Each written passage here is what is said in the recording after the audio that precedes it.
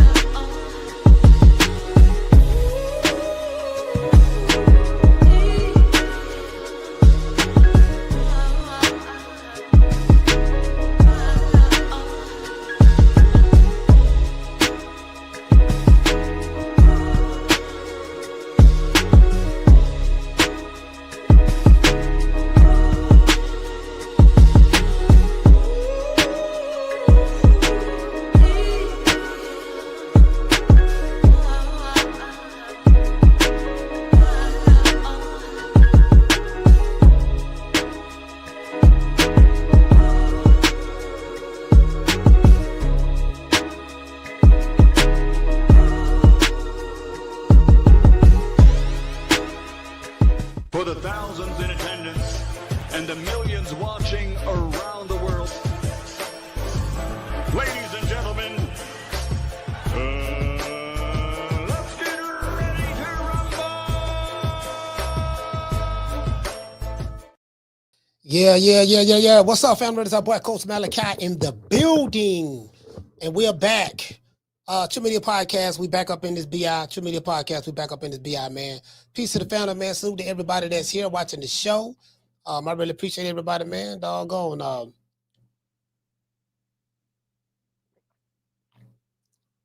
Really appreciate everybody, man. I was feeling, listen. Mika say, Coach. What you say, Mika? Mika say, Coach, your bag. Hold on, let me see what's up. She say, Coach, your bag packed or what? Yeah. I'll be out of here tomorrow. Yeah, tomorrow I'll be out here. We won't be going live tomorrow at 3:00. So tomorrow, I'll make sure I post it in the community. We won't be going live at 3:00 tomorrow. So I will probably go live at some point. I just can't pinpoint a time. I don't know exactly.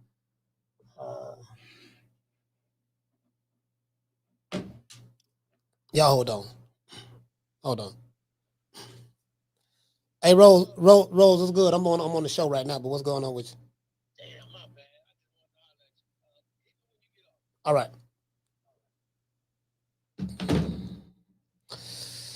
Yeah, sorry about that. Shout out to Big John Doe. Big John Doe, what up, though? Hey, man, shout out, man. Listen, shout out. I'm not gonna say their names. But you know who you are. If we spoke today, you know who you are. Yeah, man, I appreciate the people who I call family, the people who I really rock with. I appreciate y'all, man. They kind of like, you get what I'm saying? You know what? Hey, no, I think somebody was trying to put some juju on me. The shit that Tyson, the shit that Deontay Wilder was talking about. I thought the juju was some bullshit. But now I'm sitting back thinking, I'm like, man, the way I was feeling, boy, it felt like a nigga was trying to put some, hold on. Yeah, I feel like somebody was trying to put some juju on me, man. I was feeling weird, bro. Like, it was just a weird, uneasy feeling, I had to talk to a couple of people, man, who had to get me back on track. You get what I'm saying? I'm like, man, I don't know what it was, bro. But anyways, but I'm all right now. I'm good now. Shout out to Ricky. Ricky, what's going on, fam? Ricky, what's going on? Salute to y'all, fam. Shout out to the lovely Miss Connie. Miss Connie is in the building. Shout out to the lovely Miss Connie. Pauline is here. Can't forget about Daniel. Big Daniel is in the building. Duval County, stand up. See Brand, what's going on, baby boy? Duval is in the county. But boy, let me tell you something, boy. Duval County, Lord have mercy. Well, if you got 10 Duval niggas together, boy, watch out. Hey, shout out to John Doe. John Doe, what up, though? Big John Doe, what's going on, fam? Fast Car Eddie is here. OBW Stretch is here. He said, will I see you in Vegas? Yeah. I'll be there. I don't know if you'll see me, but I'm definitely gonna be there. I'll be there. I'll be at the Fountain Blue where everybody at the Fountain Blue. I'll be there. You'll see me there. Shout out to Fast Car Eddie. Salute, fam. Jazz Funk in the building. Trey is in the building. G5. Let's get ready to get into this show. Y'all make sure y'all hit the like button, man. Share the show as well. Hit the like button, share the show as well. So basically, as you guys know, this fight going down like the Titanic. Terence Crawford, Canelo Álvarez versus Terence Crawford, fighting in the stadium. I'm hearing they breaking records already. I'm hearing they broke the live gate record. Let's give everybody in the chat a round of applause.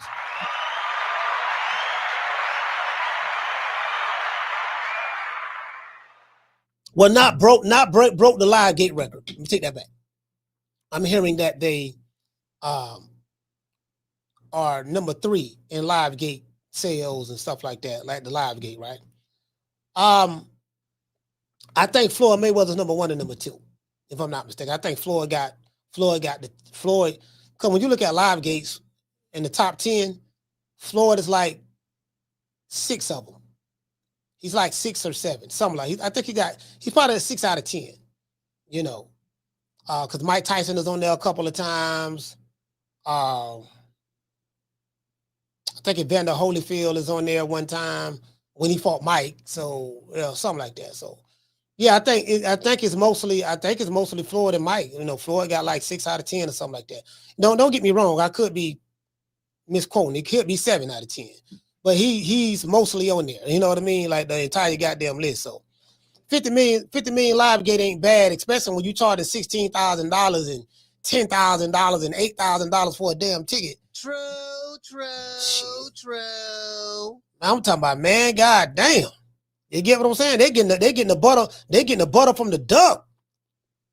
You get what I'm saying? Shit, bro, like the money that's being spent, that's people that's in Vegas now and that will be coming between the day and tomorrow, Friday, and then the day of the fight.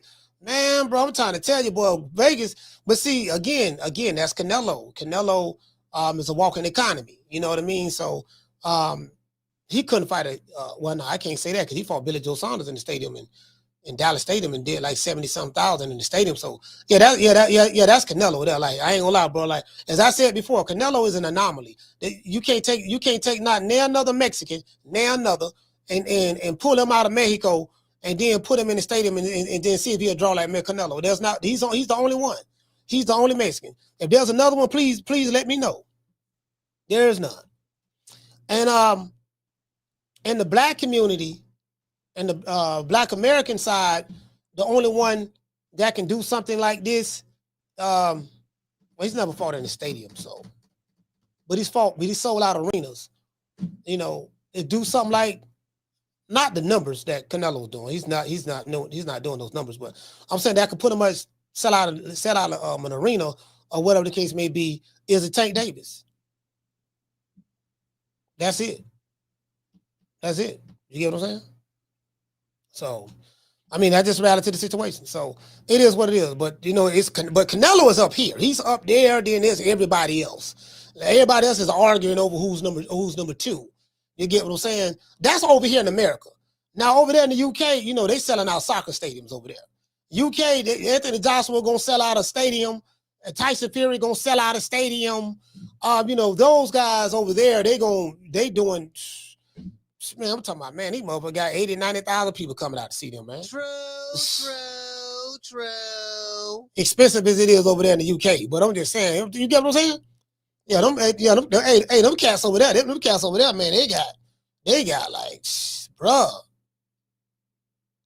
Bruh, you know how hard it is to sell out a soccer stadium? The only person I knew, the person that I remember when I was growing up, that was black, that was selling out soccer stadiums, was Michael Jackson. Michael Jackson in the 80s is the biggest celebrity in the history of celebrities. Telling you. Go back and do your research. It was a phenomenon. Internationally known. You get what I'm saying? So, it is what it is. Hey, shout out to Trey. Salute to you, fam. Let me go ahead and get into the show. Now, Canelo versus Crawford, styles make fights. Who has the edge?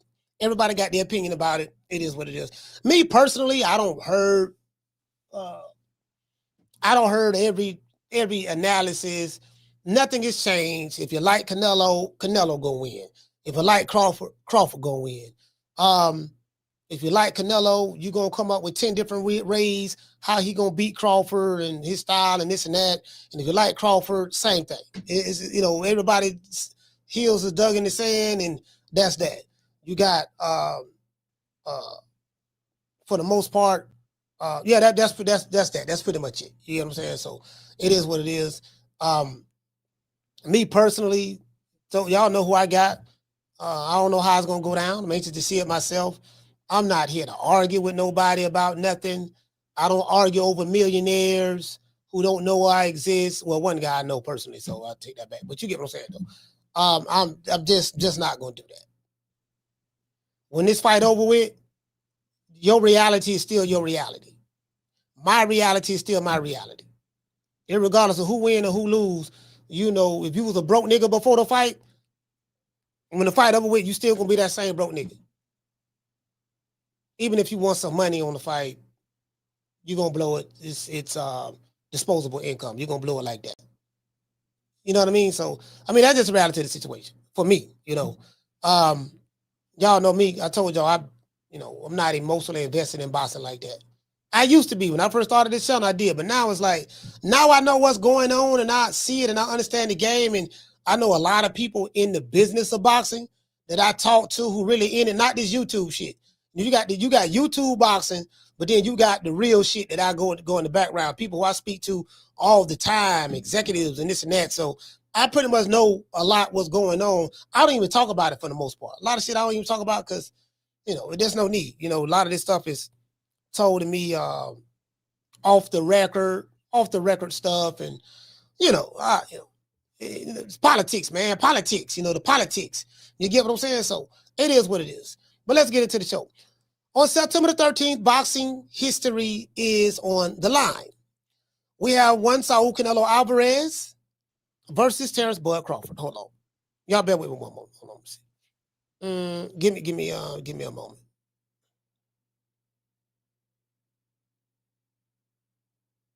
Y'all bear with me. Bear with me one moment.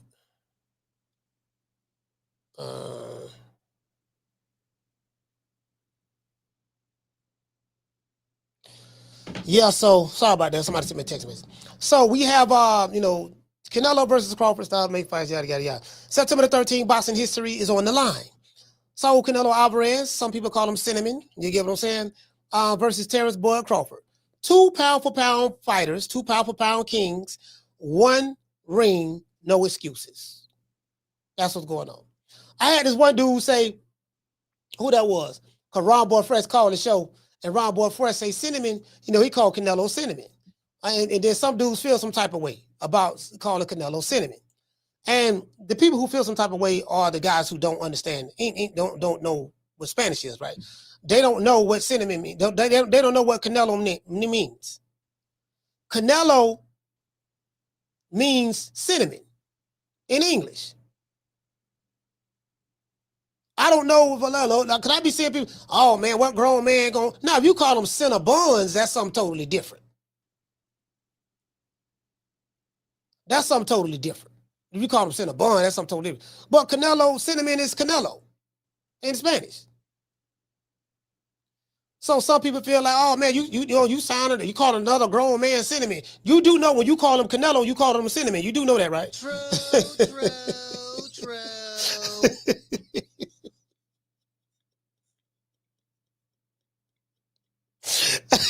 I just got to throw that out there. I just got to throw that out there. Hey man, this shit is hilarious. Anyways, and hold on, it's another thing. It's another thing too, right? I was watching the Grand Arrivals. Right? I got to talk about this. I was watching the Grand Arrivals yesterday, looking in the chat on the Zone. Boy, you got some of you Canelo. I want to call y'all, maybe y'all Cinnabons. Some of y'all, some of the most racist motherfuckers I ever seen. Well, I ain't never seen y'all. The shit y'all was saying in that chat yesterday, it had got so bad that I even saw when Showbiz the Adult jumped in the chat. And Showbiz the Adult said something in the chat about, he said something about the more anxious y'all get, the more nasty and racist y'all get. Or something come out. Y'all got to turn away from that. He didn't say anybody specifically, but I'm calling it out directly. I'm seeing this shit in the chat. I'm like, these motherfuckers behind these avatars be saying some hell of a shit. Like you would think that you would think that blacks and Terence Crawford colonize your people or done something to y'all personally or some shit like that. I'm talking about, when I say y'all, I'm talking about the people that was in that chat yesterday. Cause I said, yeah, as soon as I do the show, I'm gonna talk about that shit. I'm like, bro, that shit crazy. True. Some of these motherfuckers got some underlying issues, and they trying to reveal, and they revealing themselves through this fight. Canelo don't act like that. Terence Crawford don't act like that. But the fans, oh man, y'all diabolical. And that's for those who the shoe fit. I said what I said, I stand on that shit. You get what I'm saying? Anyways, this isn't just a fight. This is legacy versus legacy. Style versus style. Greatness versus greatness. See, one thing about me, right? I don't have to shit on Canelo to big up Crawford. Because I got Crawford winning. No doubt about that. And that's my pick. But I don't have to shit on Crawford to big up Canelo. I ain't got to do that. The reason why I don't have to do that is because I'm secure with the man that I am. I don't have any racial or nationalistic inferiority complex. I don't. For me, this shit just another fight. For you, it's something else. True. You get what I'm saying? Before I break down the styles, let's size them up. Tail of the tape. The Mexican powerhouse versus North Omaha, Nebraska's technician. Let's talk X's and O's because styles make fights, as we know. And this class is all about pressure versus precision. Because Canelo, Canelo is a stepper. When he applies very educated pressure, use a lot of good feints, great upper body, lateral movement, very quick hands once he gauges distance very well. Pretty tricky, crafty fighter. Canelo is, right? It has a chin, stamina issues, but outside of that, but he has a chin, stuff, he's pretty, I would even say Canelo was a slick fighter. He learned a lot from fighting Floyd Mayweather. Floyd Mayweather was that one that I see a lot of shit that Floyd did. Canelo uses a lot in his arsenal now. I see that a lot. You know what I mean? Floyd Mayweather pretty much. I would even go as far as saying that Floyd Mayweather pretty much made Canelo to the point the way he's at now. Got him there. You got to say that because, I see a lot of shit that Floyd did. I see a lot of that. See Canelo doing a lot of that shit. He learned a lot from that fight. And every expert that I've spoken to and videos I've seen, all the experts say the same thing. They point to that Floyd fight. You know what I mean? Some of you, some of the Cinnabon fans don't want to admit that, but I know because it was Floyd Mayweather, a black guy, but that's the reality of the situation. This fight isn't about money or belts, in my opinion. It's about legacy. It's about honor. And it's about glory. History will be made this day. When people look back, who will be remembered as the fighter of this era? So here's the question. Who do you guys got? Canelo's size and power versus Crawford's ring IQ, skill and precision. Who really has the edge? Now, the way I look at it like this here. Canelo is a very, very good counterpuncher. Very strong. You gets leverage very well when he's throwing his punches, stuff like that. He's pretty much more like a bull in there. He's a pressure fighter. He has power. He has vicious body shots. If you sit there, your ass gonna get hit with a body shot. As for Crawford's he's pretty much the slick switch hitter. He uses timing and precision. His ability to be able to adapt. His adaptability is crazy to me. You get what I'm saying? I think when I think of people who can adapt, who was able to adapt on the fly in fights, I think of Floyd Mayweather. I think of Sugar Ray Leonard. To be able to adapt. Sugar Ray was very, very good at making adjustments. Floyd Mayweather was very, very good at making adjustments. Those are the two Two that jump out. I think of Sugar Ray Robinson. Ray Robinson in his prime was very, very good at making adjustments. Think of a Henry Armstrong. You got to go back. This guy was more of a lunch and pail guy, but he was able to make adjustments as well in fights, but he was more of a bruiser. Marvin Hagler,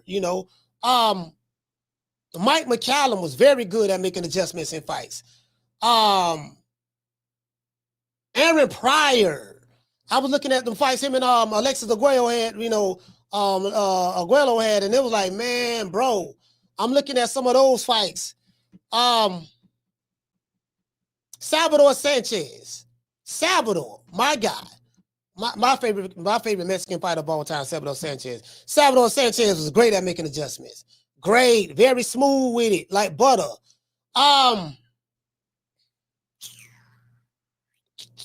It's some fighters I'm forgetting. But it is what it is. It's a bunch of fighters. Pernell Whitaker.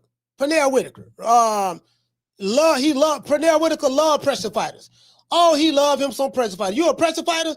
Pernell loved that.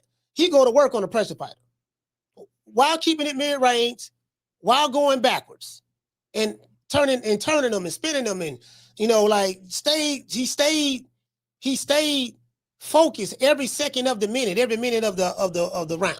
You get what I'm saying? So it is what it is, right? This is what I look at. And I see this, it's size versus skill, power versus finesse, and only one man's legacy comes out on top. And this is a legacy fight for both guys. So, if Canelo wins, it's another notch in his feather. Can't take that away from Canelo. If Crawford wins, it's a big notch in his feather. You get what I'm saying? Because you did it on a grand stage, a stage that's bigger than you ever been on before. And I think I heard Max Kellerman say, I'm not sure, but the most watched fight in the history of boxing was Muhammad Ali and Leon Spinks. 90 million people watched that fight. 1978. Closed circuit TV and all that stuff, that right. I think Max said that this fight is predicted to surpass that in viewership. So if you got 80, 90 million people watching this fight, you get what I'm saying? Versus Canelo and Crawford, that's huge. Now I did hear about some YouTubers saying that ain't nobody checking for this fight. Ain't nobody heard nothing, ain't nobody watching this fight. I was watching ESPN today at the barbershop, and guess what they were showing on ESPN with Stephen A. Smith on ESPN. They were showing Crawford and Canelo commercial. I seen it like 3 times. They were showing that on ESPN. Ain't nobody checking for this fight. Nigga, they predicting that this fight gonna break the viewership record. And they number 3 at the live gate so far behind Floyd Mayweather. The shit that people say, bro, these dudes, and it ain't got nothing to do with Canelo. They hate Bud so much. Like, they hate Crawford with a passion. You got blacks that hate Crawford, and you got Mexicans, a lot of Mexicans that hate Crawford. Well, not a lot, but the ones I saw online. Like, this got to be the most hated nigga in the history of I don't want to say nigga, but like, bro, like, this is diabolical. And the shit that I was seeing on the Zone yesterday, I was like, damn, all this over a fight. You would think Bud said something disrespectful about Canelo. He didn't say shit bad about Canelo. He didn't say shit bad about Canelo. But it is what it is. Somebody said that what you say? You say all Mexicans boo black fighters. That's not true, fam. That's not true. That's not true, fam. You can't lump a whole nationality of people in a bucket because of what some people behind the avatars are saying online. You can't do that. You get what I'm saying? You can't say, you get what I'm saying? Because that's simply not true. I know some Mexicans that picking Bud, like, for real. I know some Mexicans that don't like Canelo. You get what I'm saying? So that's not true, fam. That's not true. But anyways, back to what I was saying, like, this is a legacy fight for both guys. This is a big fight for both guys. And you know what? You know who win in this fight? boxing in America. And you guys know, the boxing in America is falling off like a pharaoh who passed away 2,000 years ago. It's kind of like it's being looked upon as now as the we got, Jake Paul don't pretty much taking over the scene. I'm very thankful. I've heard a lot of bad things about Turk Al-Sheikh. Not gonna lie, I heard some good things, but I heard a lot of bad things as well. But I'm not gonna get into that at all. That's above my pay grade. But I thank Turk Al-Sheikh. Well, I thank the Crown Prince of Saudi Arabia, because somebody thanked Turk Al-Sheikh for making this fight happen yesterday when I was watching the Arrivals, and Turk Al-Sheikh said, "No, don't thank me. It's not me.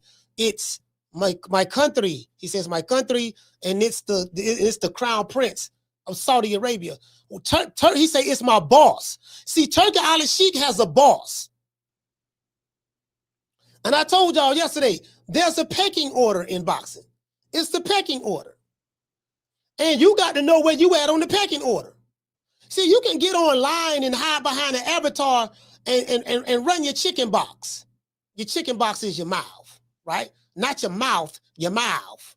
You can get online and run your chicken box. Everybody can do that. Type in all caps and say this and say that. Say shit that you would never say to a motherfucker if you was in their face. Like, you got a bunch of coward ass niggas on social media. Like, for real. I be seeing motherfuckers saying shit. Now, you know goddamn well using that man's face, you wouldn't say that shit. Literally. You a laptop revolutionary. You fighting your racial war and revolution or nationalistic war and revolution online behind all caps. Like, for real. That's what these niggas is, that's what these motherfuckers is doing. You get what I'm saying? So, they're just a bunch of hoes, bro. I don't respect that shit. Anyways, call into the show and make your prediction. Keep it short. This is not going to be a long show today. Share this show with your boxing family, and don't forget to hit the like button, share, and subscribe. If you're watching this on the smart TV, open up the phone, open up the app on your YouTube channel, open up the YouTube channel on your phone, hit subscribe, and hit the like button. If you're watching this show, as I said before, y'all make sure y'all do that for the old boy. And today's show was sponsored by Foster's Barbershop. If you're in the city of Tampa, download the app Booksy. That's BOOKSY. Booksy. Look up Foster's Barbershop. Foster's Barbershop is located at 1923 West Main Street, West Temple, Florida, 33607. If you in the city, now this is a exclusive. This is a high-end barbershop. I'm letting you know right now, it's a high-end barbershop. A lot of celebrities come through here. We work off appointment there at Foster's Barbershop. So let them know that Coach Malachi sent you. You will receive a 10% discount. Let's give our sponsor and everybody in the chat a round of applause.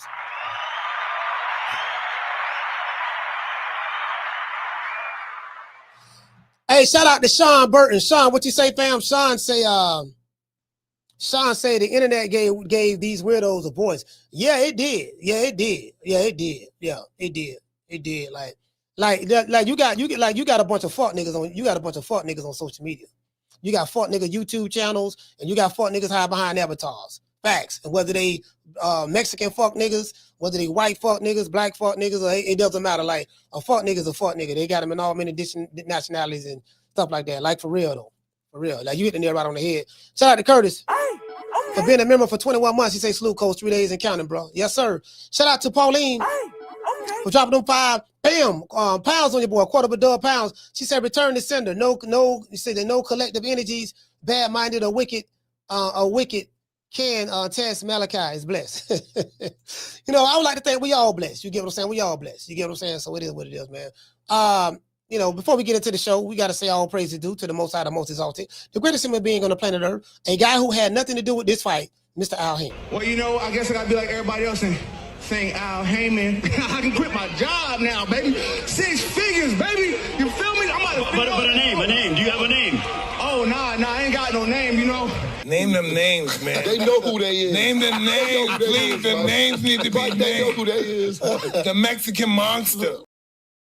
Yeah, so bro, it's like, I told my cousin, right? My cousin was And I want you to hold on to God's unchanging hand, because it helped Joshua fight the battle of Jericho. Yes.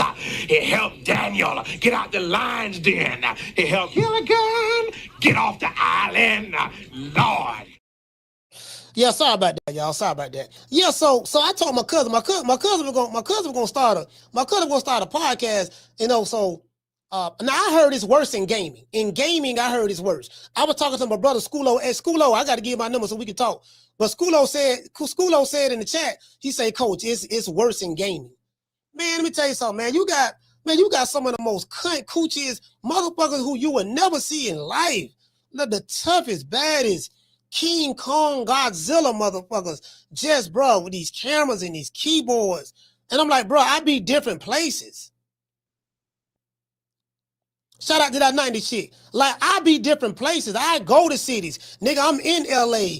I'm over there on for Denver Lane or through South Central. Nigga, I'm in Long Beach. I'm in was in Dallas and Houston. Going back to Houston soon. You know, I go to different places. New York, Atlanta. Was in Canada. When I was in St. Louis, Mississippi, Alabama, San Antonio, Vegas. This is my third trip in Vegas this year. Where else I was at? Was it Arkansas? No, I wasn't Arkansas. I wasn't in Arkansas. I was I forgot. Oh yeah, Virginia. You get what I'm saying? And I don't see none of these dudes. But you know where they be at? They be behind avatars. True. Be behind avatars. Like literally. Hey, he said, just make sure you check in, coach.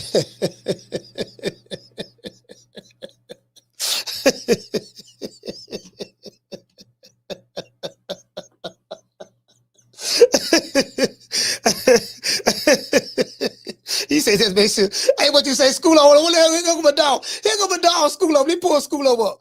Hey, Schoolo, where you at? I'm like, man, I don't even want my kids. I don't even want my kids online. What he say? Schoolo say, he said, gaming, they will call you a nigga just hearing your voice, coach. He said, you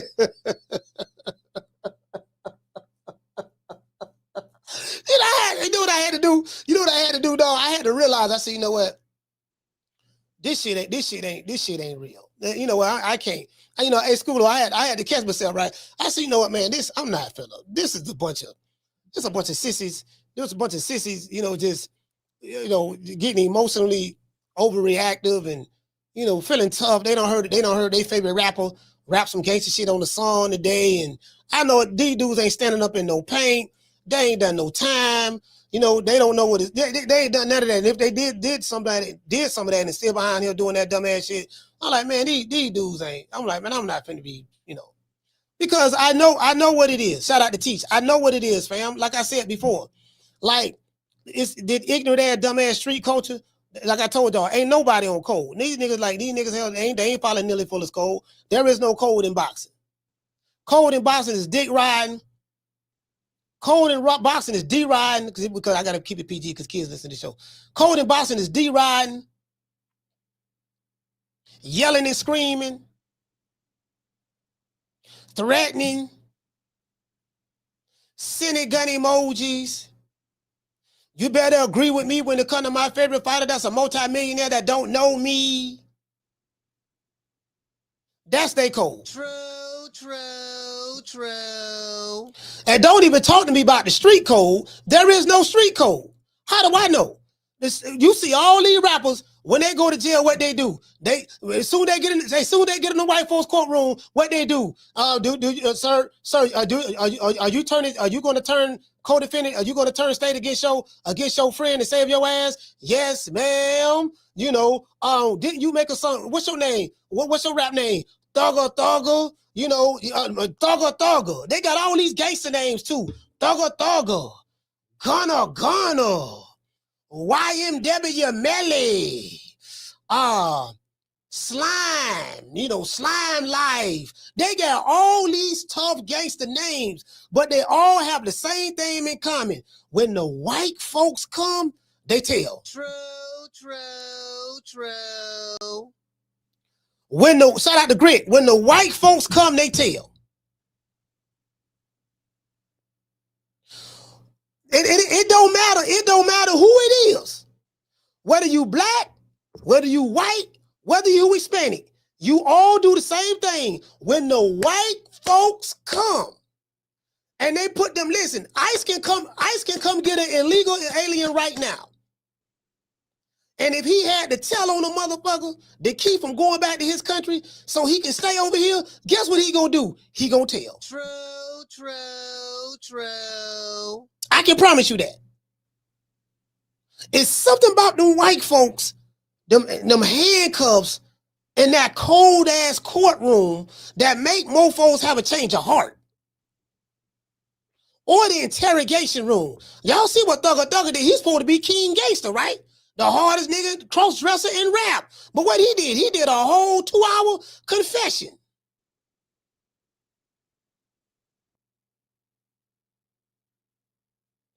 About, we stick to the code. What code? The 6 code? And what about a nigga Y&W Melly? His co-defendant just flipped on him right here in Florida. He taking a deal for 10 years. Y&W Melly is done. Y'all committed these crimes, allegedly accused of murdering your best friend, your friends in the car. Like, why would I want to follow a code where they killing each other and snitching on each other when they get caught? Where's the honor in that? So don't talk to me about no code. I care nothing about your nationalistic revolution. I ain't on your team. I care nothing about your fake ass. All this shit fake. All of it. The shit fake. When the pressure come down and they talking about getting your ass 60 years, life, this and that, that code go out the window. Everybody on code to when it's time to suffer the consequences of their actions. Then they ain't on code no more. Underlay, motherfucker. True. Anyways, shout out to Jose, shout out to Jamie. What's going on, brother? Hey, okay. Dropping that quarter over. Damn, Dub on your boy. Hey, Leroy. Super chat received. Playtime's over, boy. Hey, what to say, Jamie? He say, seems like every time there's a big fight with the Mexican and the Black American, the race of both sides come out some childish shit, if you ask me. I mean, bro, like, this what I'm saying, fam. Like, I think a lot of these guys, Jamie, they have an inferiority complex. Like you can tell, they have a lot going on in their lives. You get what I'm saying? So yeah, the shit, I mean, it is what it is. It is what it is. I just tell people, man, I told my cousin, man, don't start no podcast, man. You don't be going through this bullshit. You're gonna have people calling you all kind of shit that stuff, shit that you ain't never been called ever in your life from another man, but they'll say all kind of shit on hey, they'll say all kind of shit online, boy. Online, boy. Oh my God. Nigga, I don't seen bloods, digital crips, digital gangster disciples, digital digital mob bosses, digital Fortune 5 CEOs of Fortune 500 companies. I don't see it all. Digital John Gotti's, digital Sammy the Bulls, digital Pablo Escobar, digital Scarfaces. Bro, I don't seen it all since I've been on. I'm like, okay. So you want me to believe you the digital Scarface? Yeah. And this, I'm talking about, bro, I don't online, this shit like the army. You know, in the army, they say you could be all you can be. This shit is like that. True.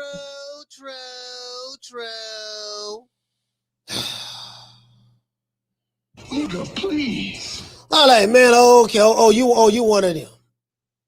You one of them, huh? Oh, okay. Gloria Day and the Set Trips. These niggas don't play. We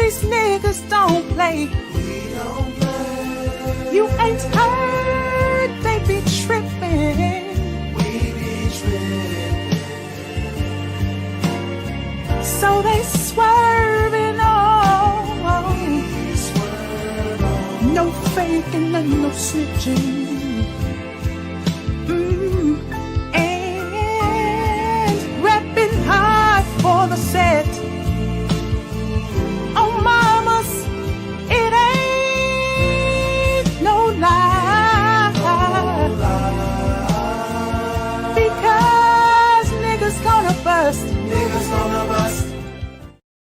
Hey man, shout out to Sheila man from Killer Cali. We got Sheila from Cali, and we have Miss Sheila from Houston. Let's shout out to Miss Black Panther.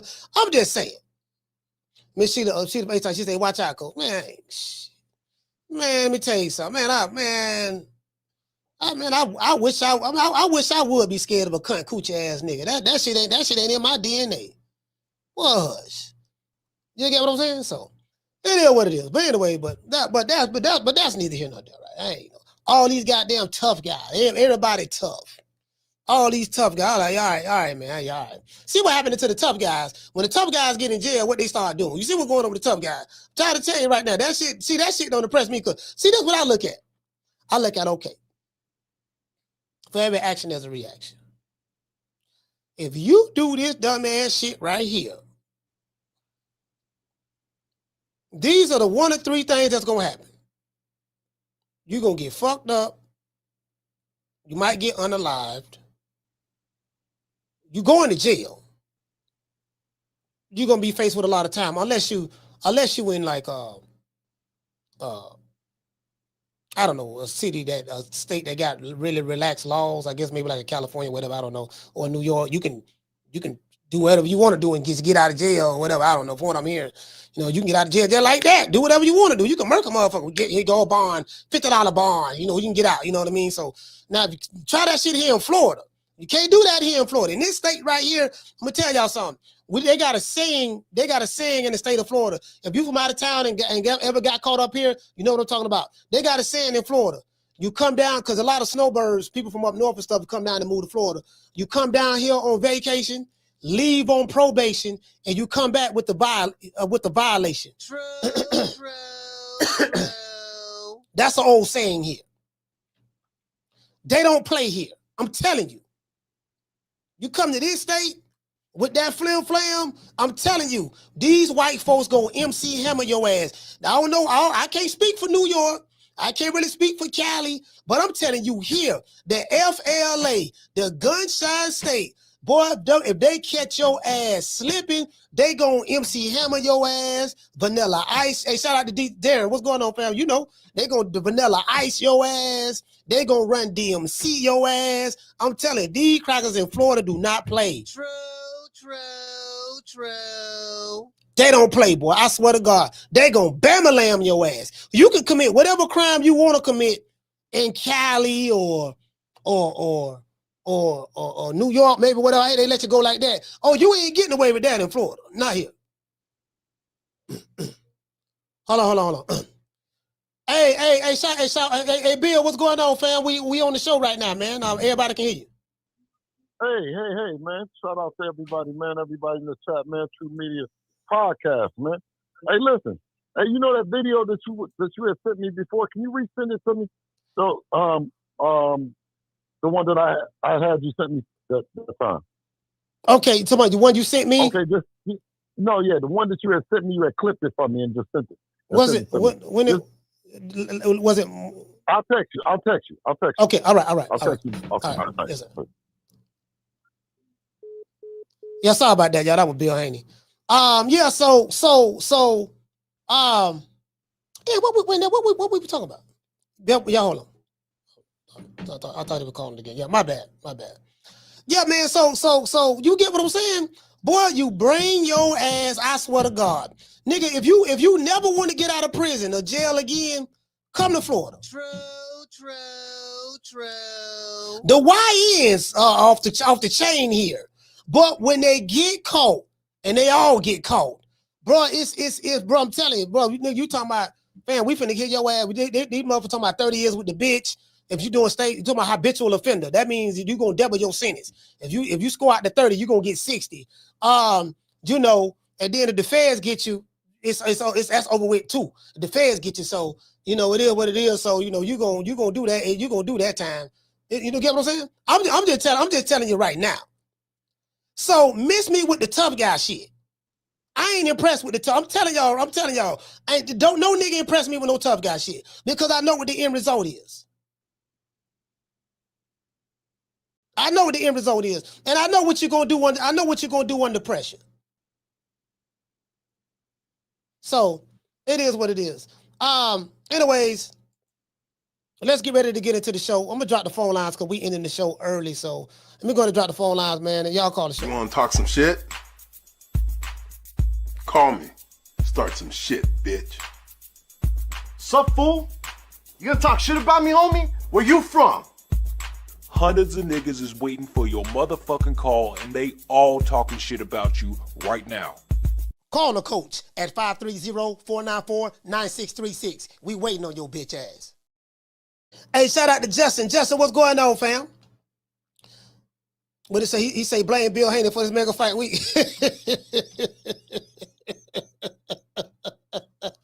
You say blame Bill Haney. Showing up, hey, we might well blame. Hey, shout out to Lisa Bell. Lisa, what's going on, Lisa? Hey, you get what I'm saying? Shit, nigga, hey, man. Carla, what's your name? You calling from? Martin from Oakland. Martin, talk to me. Yeah, coach. I got this fight ending in a controversial draw.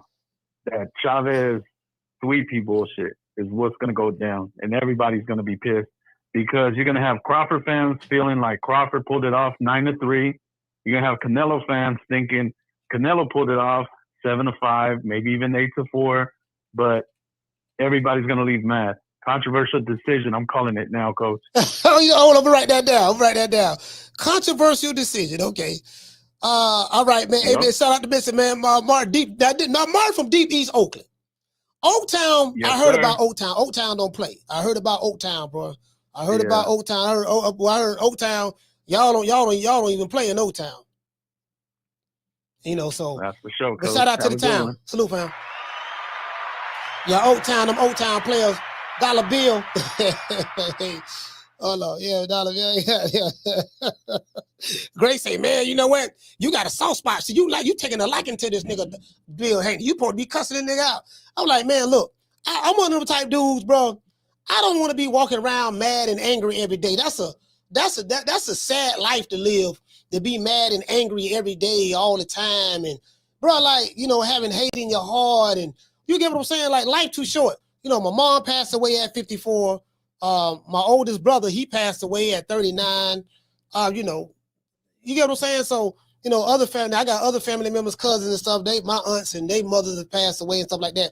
So, you know, now as I get older, now it's like, man, my time is limited here. You know, I'm leaving this motherfucker. I know that for a fact. I've been to 1 million funerals, so I know what the end result gonna be. Just don't know when or how it's gonna happen, but I know it's gonna happen. However, so right now I just don't have the time for the bullshit. I just don't. I'm a no nonsense type dude. I ain't got time for no bullshit. I will cuss a motherfucker out in a minute. I ain't got no time for it. And I like to laugh and enjoy my life. You get what I'm saying? I'm a grown ass man. I'm gonna tell you what the fuck on my mind. That's just who I am, bro. That's just where I'm at with it. As it relates to this fight, y'all know I got who I got. I don't know what's gonna happen. I'm anxious to see my goddamn self. Is Canelo gonna win? Is Crawford gonna win? I don't know. It's toss up, you know. So, Carla, what's your name? You calling from? It's Mike Wilson, man. Out the 402, coach. Omaha, Nebraska. Mike Wilson, Omaha. Talk to me, fam. Yes, sir, man. You know we is here to mark our territory, coach. I'm gonna say everything that you want to say. We about to beat the shit out of that boy in a couple of days, coach. You know what it is, all the way from Omaha, Nebraska. Shout out to the whole squad, TBC. And anybody that come over here and ask Coach who he got, go back to that parade on August 12th, man. He was on a motherfucking boat. You feel me? He's Team Crawford just like me. He's part of the squad. It ain't that many people on that boat. It was family and close friends. So you know what Coach Malachi rocking with. He rocking with the squad. He a smart man. Coach, are you going to the fight this week? Yeah, I'm leaving tomorrow. Yes, you going to that boxing expo Saturday? Yeah, I don't know, man. Like, I'm gonna try to do what I can while I'm there. It's just so much.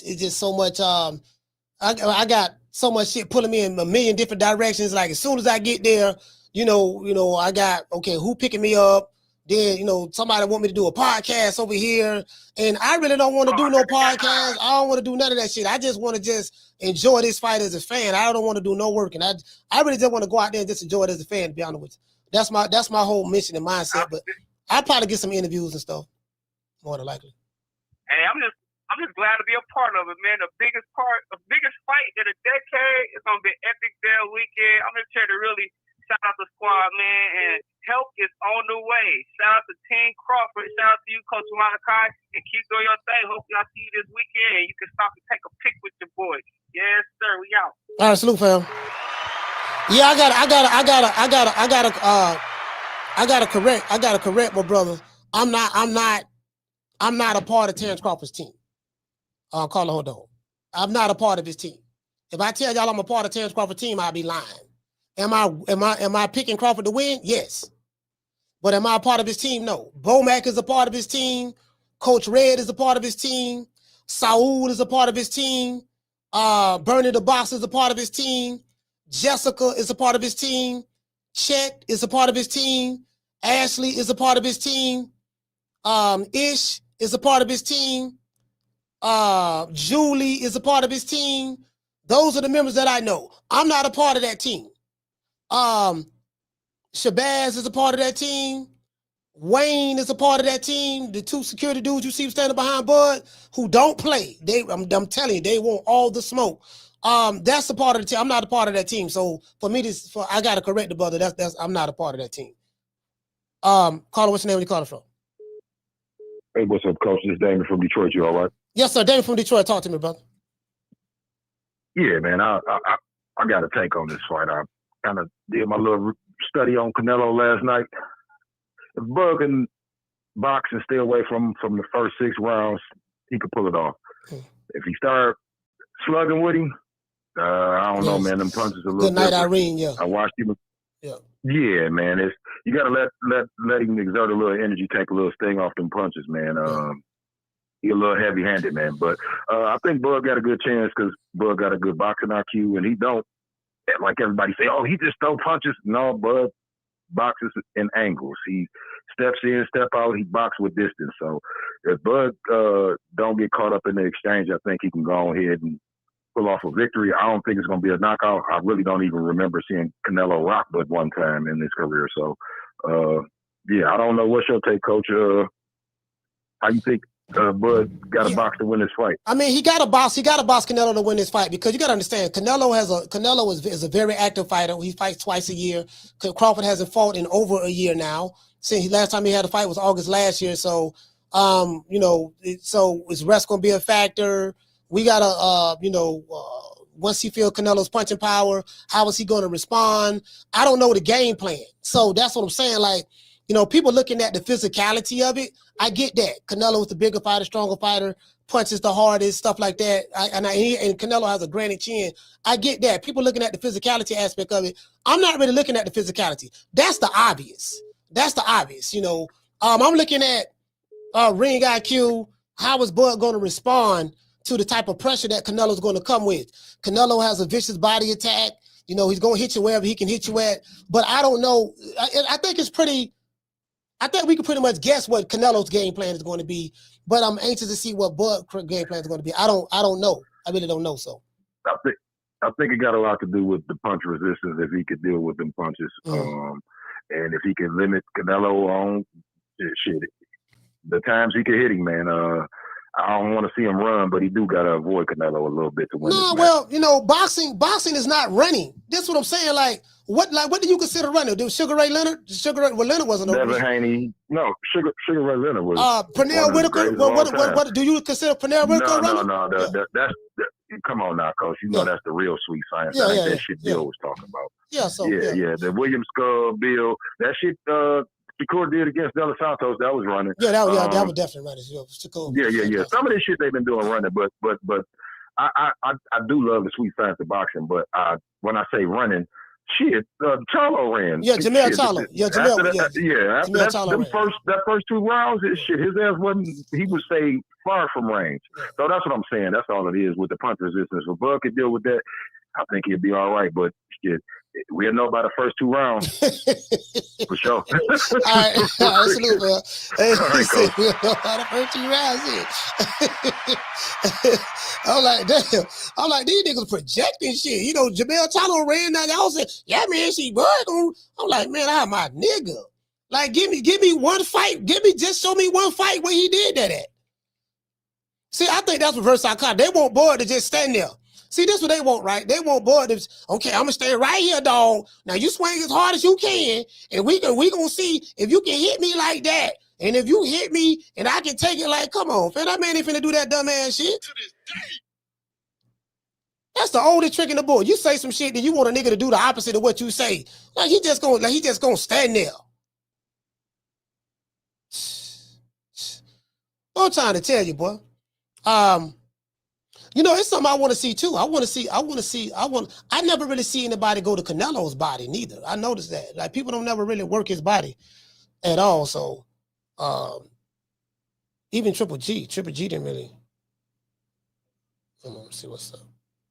See what's up though. Carla, what's your name? You called from? What's up, Coach? Ace from Boston. Ace, talk to me, fam. Man, I think Bud gonna whoop him, man. I think he gonna do like they did Errol, man. Like beat the shit out of Canelo. I really think he is. I just got a feeling. And I think, Coach, this fight means so much to Bud because if Bud wins this fight, people think, oh, Bud gonna go out retire. But I think if Bud wins this fight, he gonna be the new Canelo, and everybody want to fight Bud for that payday. So it's gonna mean so much to him. Yeah, I mean, hell, I ain't gonna lie. If he can win this fight, I wouldn't mind seeing him retire.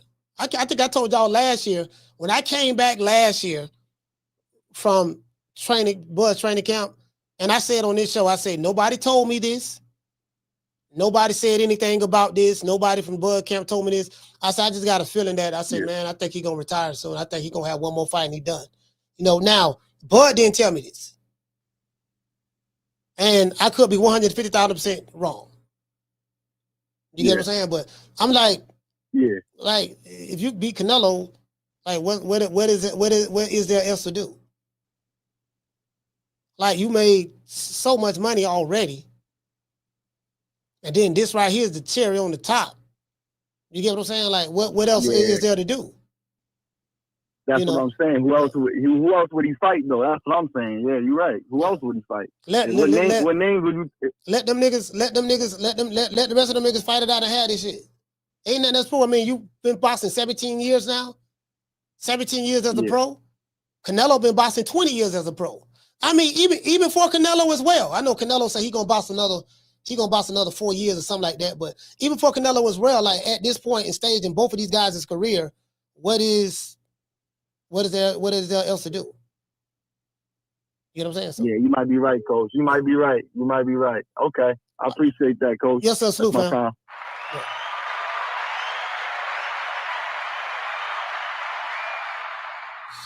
Yeah, they got these Hey, shout out to Rick. Rick, what's going on? South side in this bitch. Carla, what's your name? Where you calling from? Gomez from H-Town. Gomez, talk to me. Hey, Coach, are you betting for the fight? Nah, I ain't betting on this fight at all. Oh, you ain't betting on it? Nah. I wanted to bet on it. I'm pretty sure you can find somebody to bet. 9 billion people on the planet, I know who. Hold on, I'm gonna call him out right now. M. Cole. M. Cole. I'm calling him out and make a bet. He was talking some shit on the chat, so I'm ready to put some money on it. So how you gonna pay and how he gonna pay and how y'all gonna collect? Shoot through your Cash App. Okay, well, I guess you just tell him. That sounds good or what? I mean, that's up to y'all. You know, like. I mean, that's between you and him. You want to bet him and he want to bet you. He drop his cash out, you drop his cash out. I mean, y'all just got to come back here and probably see each other in the chat and be like, hey, man, send me my money or whatever.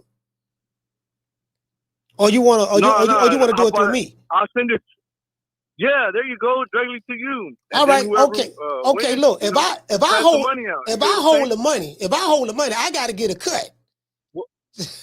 Y'all gotta agree to a percentage. I need 10%. A 10% cut. I think that's 10%. Fair. I just need enough to wet my beak. He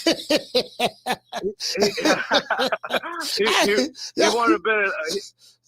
He was trying to bet some chump change. I told him, no, man, let's do some 300, 500. So I called him out to see if he calls in or drops in the chat or something. But I'm down. Yeah, I do that. I mean, I'm a trustworthy person. I ain't gonna steal from nobody. My track record speaks for itself. I'm gonna tell you a story. You probably don't know nothing about this. We got a guy who be in the chat named Jamie. Jamie from New York, right? He meant to send me. Yep, I know who he is. He meant to send me $20. He sent me $200.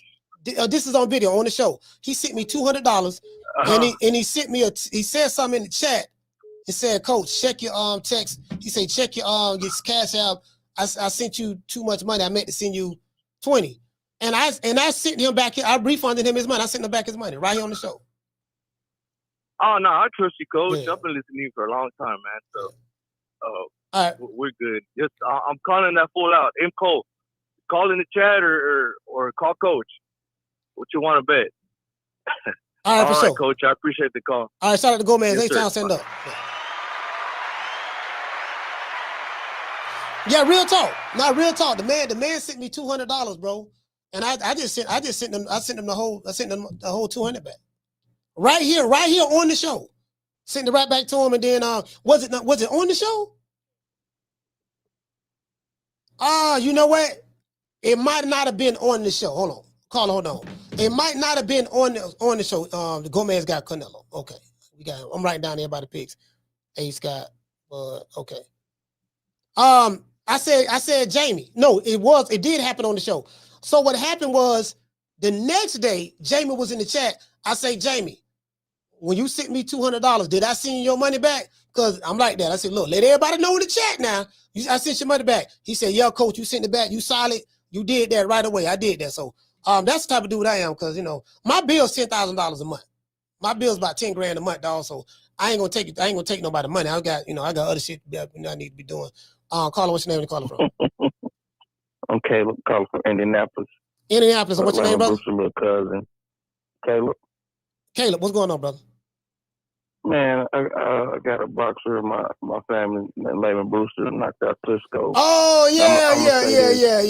I remember. Yeah. So that's now. So some years ago on your channel, I said, bro, was gonna TKO Canelo, and I know I think I seen Triple G and them hit him. I seen a lot of people hit him. A couple of years ago. How you hit? Yeah, it was like yeah. I called in like about 2 years ago. We were talking. They haven't made the fight yet. People just speculating. What Bud should do next, and what his legacy, this, that. And I don't even think Bud wanted to fight him, because Bud was like, "There's weight classes for a reason." Yeah, that was. But now we got this fight. Yeah, he said that. Yeah, we were just talking about it casually on your channel. And I called in with conviction because I believe he once he get tired out after the 6th round, once he get all that out, and Bud can sustain that, and he can still be Bud. Bud is gonna do him like Spence. I believe that with all my heart. When a couple callers ago called in and said that, that's been on my mind heavy. Now it's not gonna be an easy fight. Now Canelo's a great fighter. He's a great fighter. He represents his country greatly, proudly. And I wish we did that. I wish black people, melanated people, brown people, whatever you want to call us, I wish we got behind our fighters like other people do their fighters. Yeah. And it's sad to see, but I got them not him like quitting. Either the referee gonna step in, probably the corner gonna throw that white talent. I think Bud got something to prove, man. And he's been holding his hand for years and years and years because with nobody fighting. So he's been fighting these people. That's why his resume look like that. Did nobody want to fight him? And we about to see why. So that's all I want to say, Coach, man. Keep your head up, man. And always watch your show, bro. And I'm proud of you, man. And salute to all the Team Crawford fans. And salute to all the Canelo fans, man. This is going to be a great fight. I can't wait to see it. I'm a 70 baby. I grew up with Sugar Ray Leonard and Duran, Tommy Hearns and all them. So I know fighting. Yeah. And my cousin is a boxer. Yeah, so, I'm waiting to see this. All right, salute, fam. Thanks, Coach. Shout out to Caleb. All right, big brother. Yeah, you too. See, I'm gonna explain something to y'all, right? Let me explain something to y'all. See, over here on this channel, we can talk about. Caller, hold on. Over here on this channel, we can talk about. We grown folks. We can talk about uncomfortable truths and stuff like that. there's nothing wrong with, because let's break down human nature. Human beings, we are, damn, what the word I'm looking for? Not nationalistic. We're tribalistic. My bad. Human beings are tribalistic by nature. There's nothing wrong with someone rolling with or riding with their tribe. That's to not do that is going against nature. Animals are, human beings are. Whether your tribe could be people who think like you. Some people get saved and go to church, and their tribe become members of the church. I had an uncle, he became a Jehovah's Witness. He cut everybody in our family off, his blood family, and he only associated with people at the Kingdom Hall. That became his tribe. So in boxing, football, everybody's tribalistic. In football, in American football, my tribe is Tampa Bay Buccaneers. Your tribe may be Dallas Cowboys. Your tribe may be Pittsburgh Steelers. Your tribe may be Philadelphia Eagles. So human beings are tribalistic by nature, right? And there's nothing wrong with, okay, you the white guy, you got a white fighter boxing. I want to go with the white guy. Ain't nothing wrong with that. Nothing. That don't make you racist or bigot. You riding with your guy for whatever reason you ride with him for. Now, Mexican want to ride with a Mexican fighter. Ain't nothing wrong with that. Black American want to ride with a black fighter. Ain't nothing wrong with that, right? Asian, whatever. What happens is when all the motherfuckers who hide behind avatars just start spewing racist shit. Like, you don't see Canelo and Crawford calling each other's names. You don't see Canelo calling Crawford niggas, porch monkey. You don't see Canelo saying that to Crawford. You don't see Crawford calling Canelo cracker or honky, or you ain't no real Mexican, you a white boy, this and that. He ain't saying none of that. You see Crawford and Canelo acting very civilized. Online, it's something totally different going on, but they say they represent Crawford and Canelo. No, you represent yourself. True. Caller, what's your name? You calling from? I'm old Christy, man. My name old Christy. I'm from Chicago. I'm from the side. Yeah. I'm a Terence Crawford fight, man. There ain't nobody checking for this fight. Don't nobody even care about it, man. You know, if I want to be they checking for it, called an arrow spent to 1%. Don't nobody even care nothing about this fight. They ain't come out, they sold 50 million fight, man. Man, ain't sold no 50 million tickets. They ain't sold out at all. They lying, man. Trying to make Bud be like Tank. Yeah, that's all it is. Man. What's going on? This Coach Daddy. What's happening, Coach? Man, bro, listen, let me tell you something, fam. And let's just be honest here. We gotta keep it a buck. Canelo is the draw. Period. Canelo is the draw. You saw them off of Bull Bub when he stepped on stage. They let them know, look, it's this Canelo's house. You get what I'm saying? So Canelo is the draw. He the guy. That's the reality of the situation, fam. You know, as it relates to that. But the hate that these dudes. Now I'm gonna let you talk. Go ahead. Yeah, I tuned in this morning. Just to hear the hate, man. Man, still hate, man. Ain't nobody trying to see the fight. They done sold 50 million tickets. $50 million of a ticket. He still talking about, oh, it ain't sold out. They had to slash the ticket sales. You know, ain't nobody buying the fight. I said, man, but what's wrong with this guy, man? I said, ain't nobody checking for it. People want to see Tank. They want to see Tank and Jake Paul and Mayweather more than this fight. I said, man, it's crazy, man. It was hilarious, man. It was hilarious. And one thing I did pick up, I know you got a lot of calls. No, today. go ahead. You talk. I seen yesterday.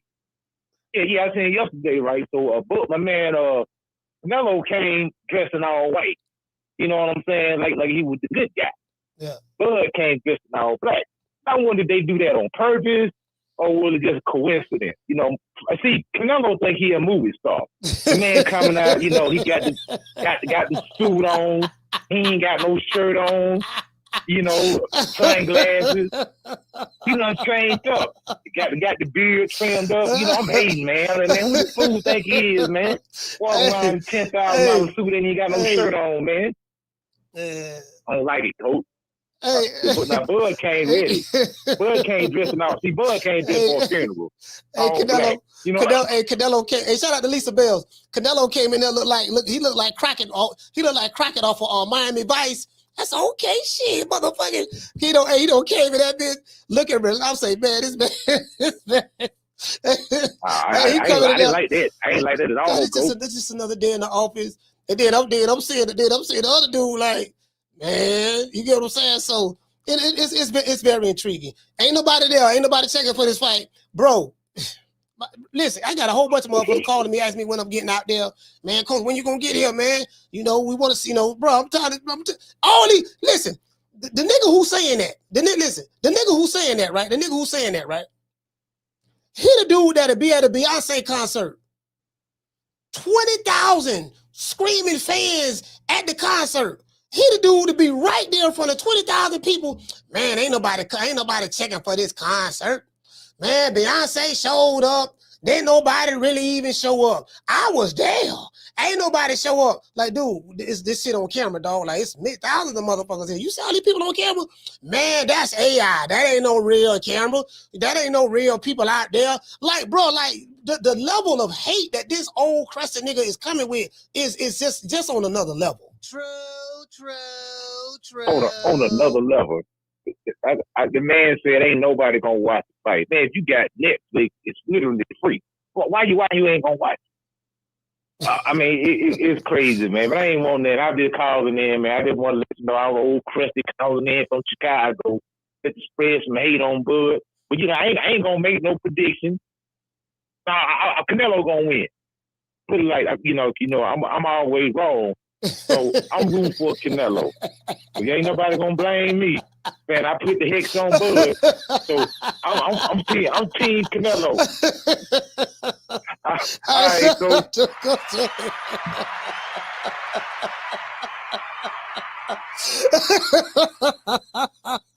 Hey, Coach Eddie say he's switching it up. He said he's switching it up.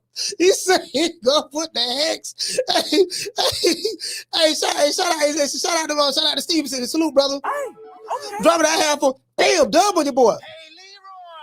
Super chat received. All right, Coach Eddie got Canelo. So we gonna put Coach Eddie down in the books. Carla, hold on. All right, Coach Eddie got Canelo. Y'all. Hey, he said, Coach, watch out for Edwin Berlanga and the Terror Squad. I guess you better say Edgar. Hey, look here, man. Yeah, the Terror Squad. Hey, Stevenson. No, listen, I spoke to Fat Joe. About 2 days ago. He said everything good. I'm Gucci. Shout out to Smoking Joe Frazier. Okay. For dropping that half for bam, dub on your boy. He said no need for jokes about fried chicken and calling ice. Saturday they will decide who's the best at this trade, and we're lucky to be living through it. Viva Mexico con cabrones. Yeah. You know what? Yeah, for sure though. For sure. Like what you saying on smoking Mo Frazier. Yeah, fam. Like it is what it is. Like again, you don't see Canelo and Crawford acting that way. You don't see Canelo and Crawford acting that way. Like it's something wrong with a lot of these people, bro. Like something wrong with these people.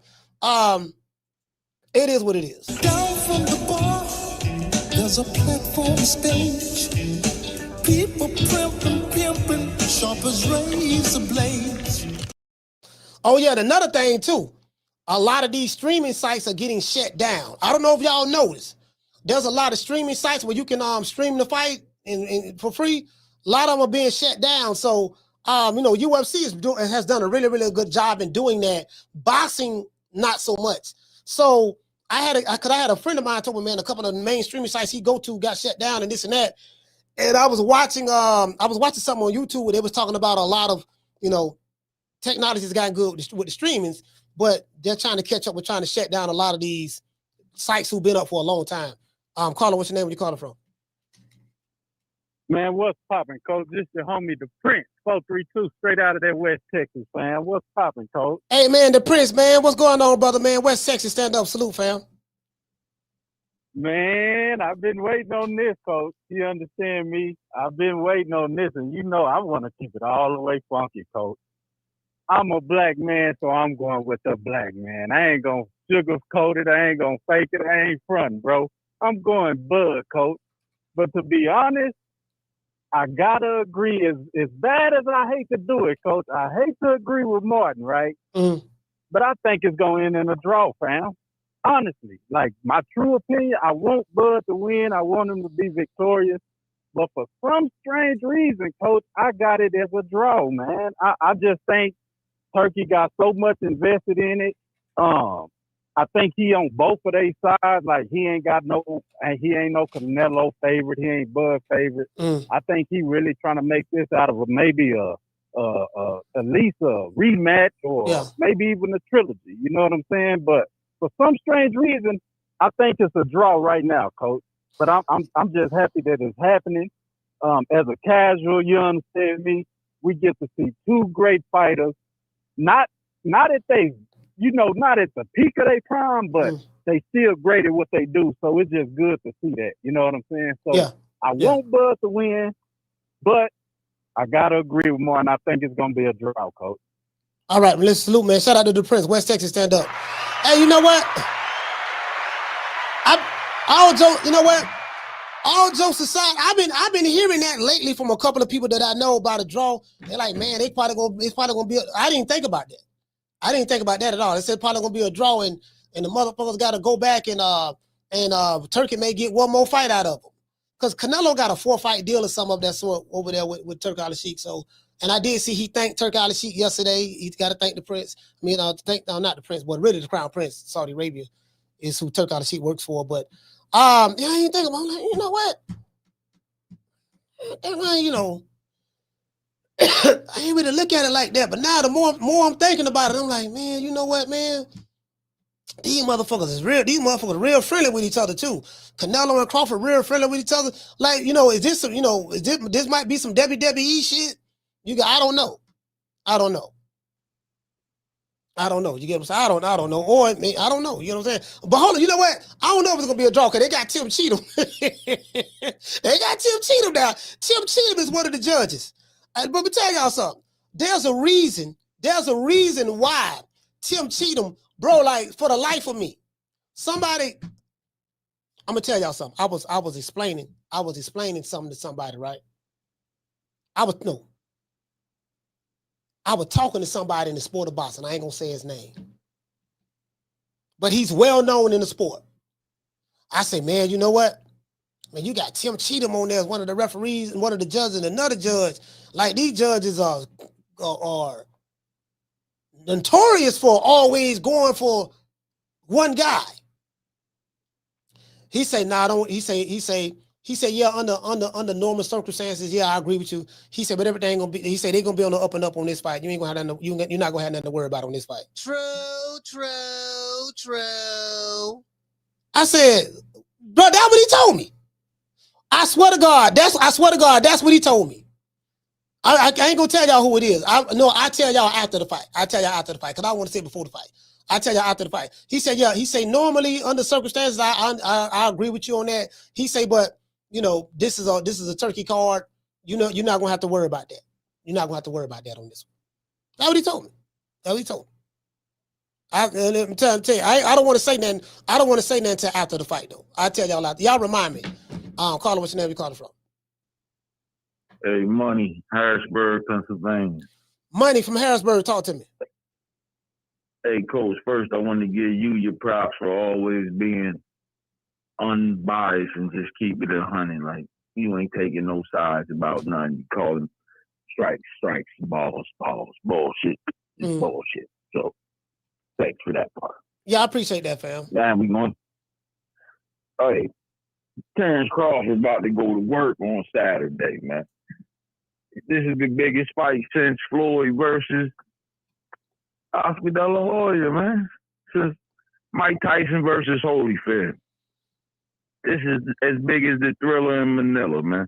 And it's crazy getting on YouTube, different shows, hearing people just keep doubting this man. I mean, this man's been doubted for the past 10 years. Every fight he go in, all you hear at first is that he's going to lose.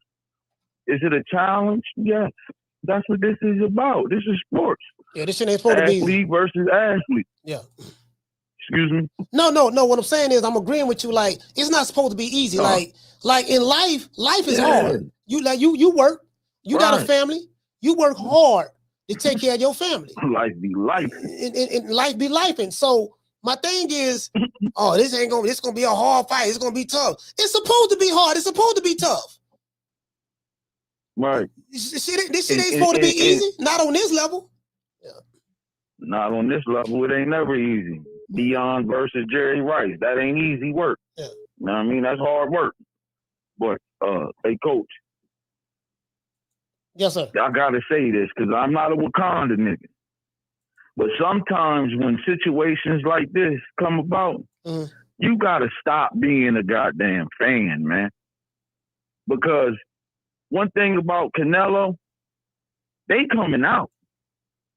You gonna see sombreros, you gonna see cowboy hats, you gonna see cowboy boots, belt buckles. The cartel is coming out.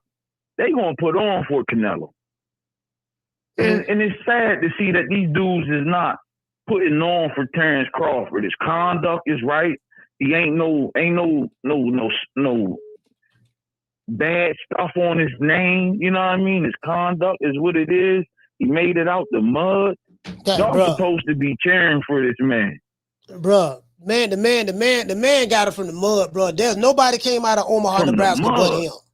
No, I'm talking about North Omaha. Only time you heard about Omaha, Nebraska was on Belly. You thought it was a game because we watched Belly and we seen Method Man go there. And well, no, that then Children of the Corn movie and the rest of Nebraska, but and then Malcolm X. Malcolm X is from Omaha, Nebraska. Right. Malcolm's from that's how I first learned about Omaha was through Malcolm X, and I read the autobiography of Malcolm X. That's when I learned about Omaha, Nebraska through him. Yeah, Alex Haley. Yeah, and I'm gonna let it go after this, coach. You only seen Terence come execute a game plan one time. The other times you seen him just skill for skill, making adjustments.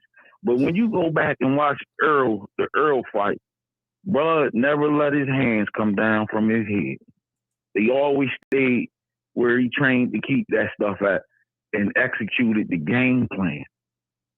And I ain't saying Canelo is a slouch or nothing like that. But Bud is the truth, man. You don't get this is generational talent right here. You ain't gonna see another person this good in a long time, man. It's gonna take a long time. It's gonna be a space. But I just, the boy deserves for us to be behind him because Canelo got a country and a half behind him. He got Mexico, then he got all the illegals in this country. Tell Ice to go to the fight. Because they going to be deep out there putting on for Canelo, man. Deep putting on for Canelo. And we got to put on for Bud because you ain't seen this since Muhammad Ali. Bud do it right, man. And that's my call, man. I appreciate you taking the call, Coach. All right, shout out the money.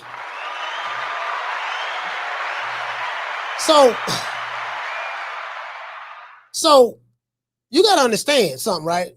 Canelo is the biggest draw in America. Like, there is no fighter in America that's bigger than Saul Canelo Álvarez, period.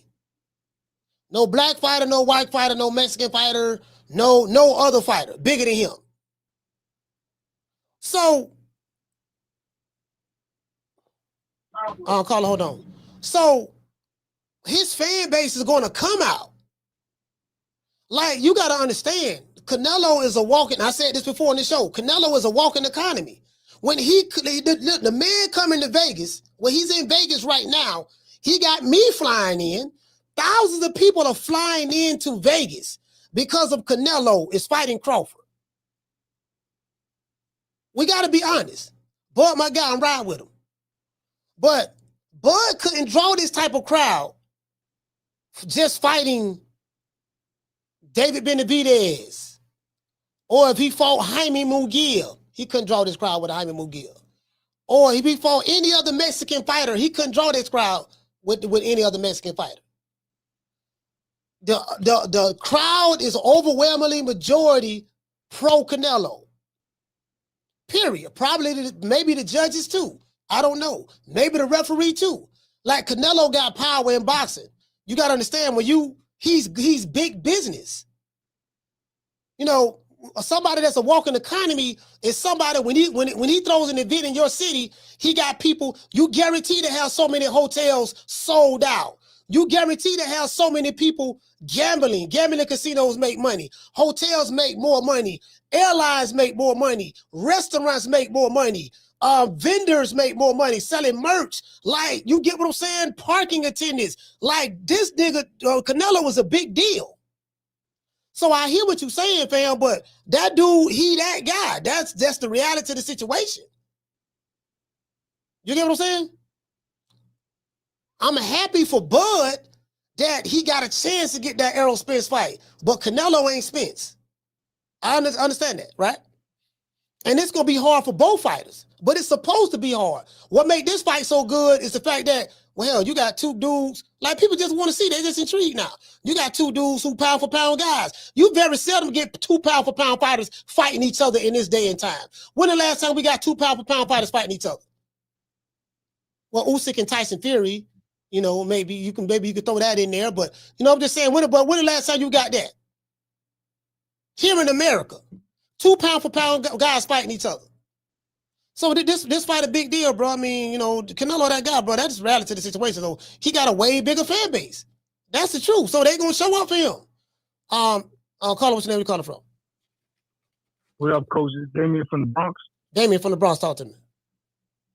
What's good, man? Yeah, man, he's definitely a walking economy, especially in that weekend, man. It's Mexican Independence Day. So yeah, man.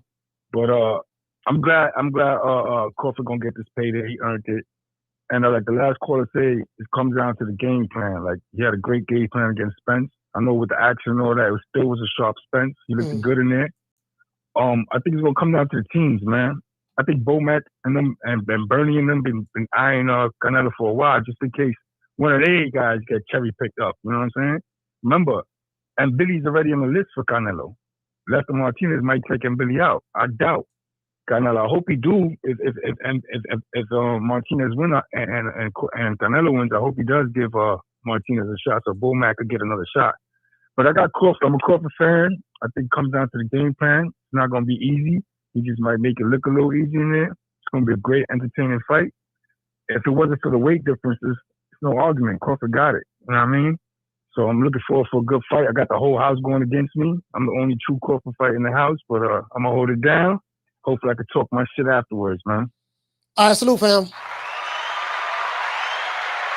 See, these are my partners. These are my partners. I'm finna show y'all my partners. Y'all wanna know who my partners is over there? As I told you, I'm not a part of Team Crawford. I'm not on their team, to be honest with you. Bud my guy, man. You know what I mean? That's my guy. So, but y'all see these two dudes right here? This dude right here, he don't want to be seen, but this dude right here, and this dude right here behind him, this guy right here, name is Wayne. This Wayne, white boy Wayne. Trained boxer, MMA fighter, wrestler, all of that. Think Wayne like 6'5" or 6'3", something like that. 6'4", something, 6'3", 6'4", something like that. This brother right here, my brother, my brother in the nation, NOI brother. This is Shabazz. Well, he ain't in the nation, but this is Shabazz. Qasim Shabazz. Brother here is no Muay Thai and different martial arts and stuff like that. You'll see him in Omaha. He does a lot with the kids, got a nonprofit organization, does a lot with the children, teach children survival tactics, stuff like that. Everybody in Omaha know who this is. When you see Bud with these two dudes right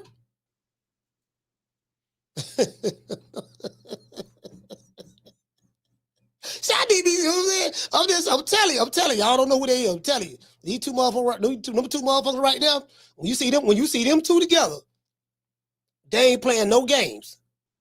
None. Guess what? They don't do no talking. They ain't gonna say nothing, but they not gonna play no games. You get what I'm saying? Motherfucking man.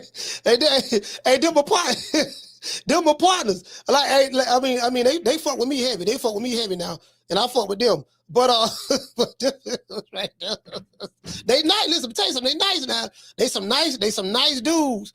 But you know, when they out and about, with Bud, it's them two right there. Hey, shout out to Tila. She said we love Wayne. We love Wayne. Hey, Tila. Hey, Tila. See, Tila from Omaha, she know. Everybody from Omaha know what I'm talking about. Everybody from Omaha know what I'm talking. Tila from Omaha, she know. You get what I'm saying? You know, so hey, Cut Crater, what to say, family? I thought you were gonna take the day off, coach. No, we won't be going live tomorrow. These motherfuckers big. They like 6'4", 6'5", dog, and they with it. I promise you they with it. They on whatever they with. Whatever you want to do, they with it.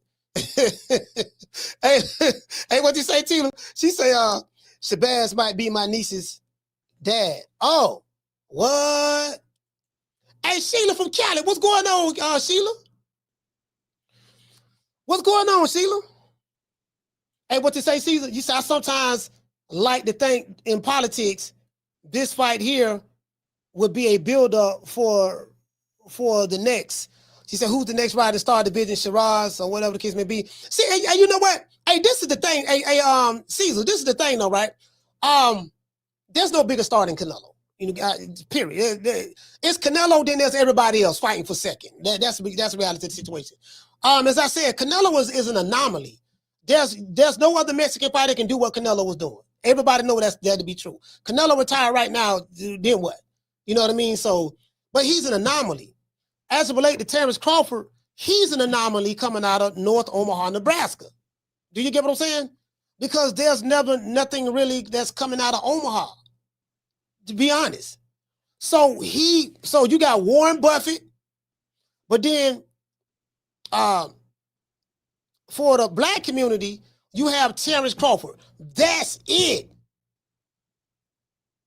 You got a whole bunch of, you know what I mean, fighters there now. Them niggas can fight, wrestle, all that there.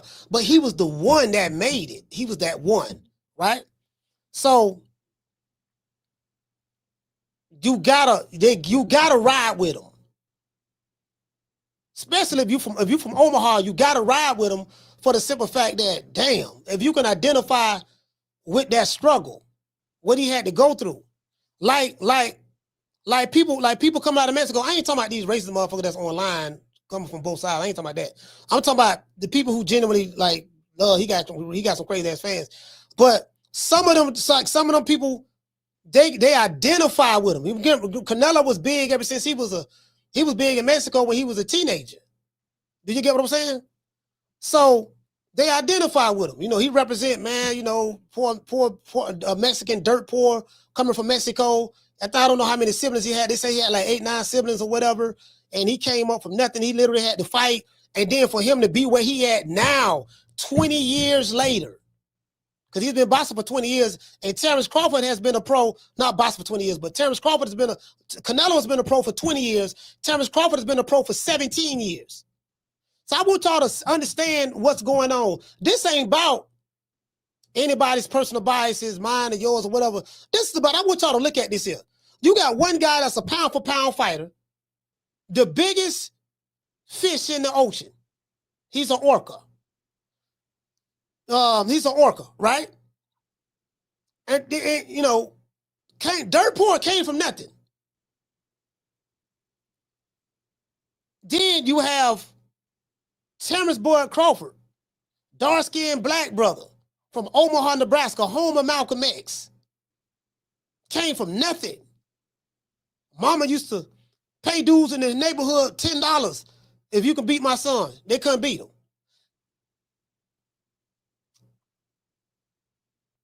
Started boxing, was fighting orthodox, broke his left hand. And instead of staying, because when he broke his hand, he was supposed to stay out of the gym, let his hand heal. Broke his left hand, so he decided to teach himself how to fight with the right hand from the southpaw stance.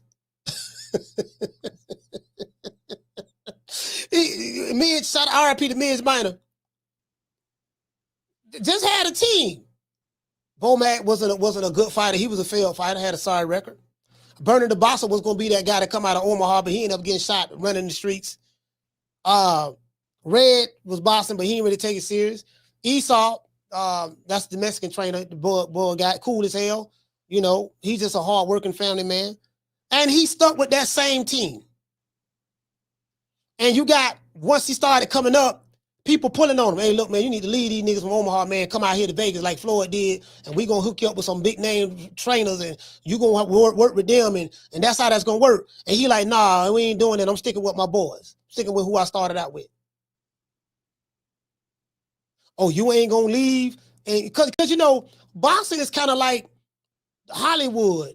Or, you know, like in Hollywood, you know, you got, if you want to get the big break or whatever, you may have to sign with a certain agency or get with a, you know, they have something called, you know, I don't want to say the casting call in boxing, but you know, you get what I'm saying? So if you one of them stubborn niggas in boxing, like a stubborn nigga, like a Hagler or a Larry Holmes, or you one of them stubborn dudes, nah, you know what we gonna do now? We gonna teach your ass a lesson. And you gotta fight your way up to the top. Like that's an anomaly. Like it's a true American story. If you can make it out of Omaha, you can make it from anywhere.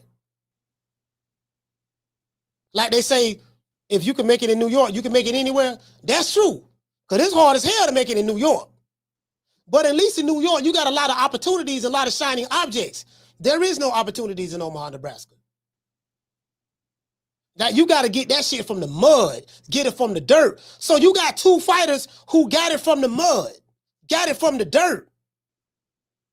37 years of boxing experience between the two. One guy got 39 knockouts, another one got 31 knockouts. So that's what, 70 knockouts between the two. 70 knockouts between Terence Crawford and Canelo Álvarez. I think they've had a combined 107 fights. Combined. 107 fights.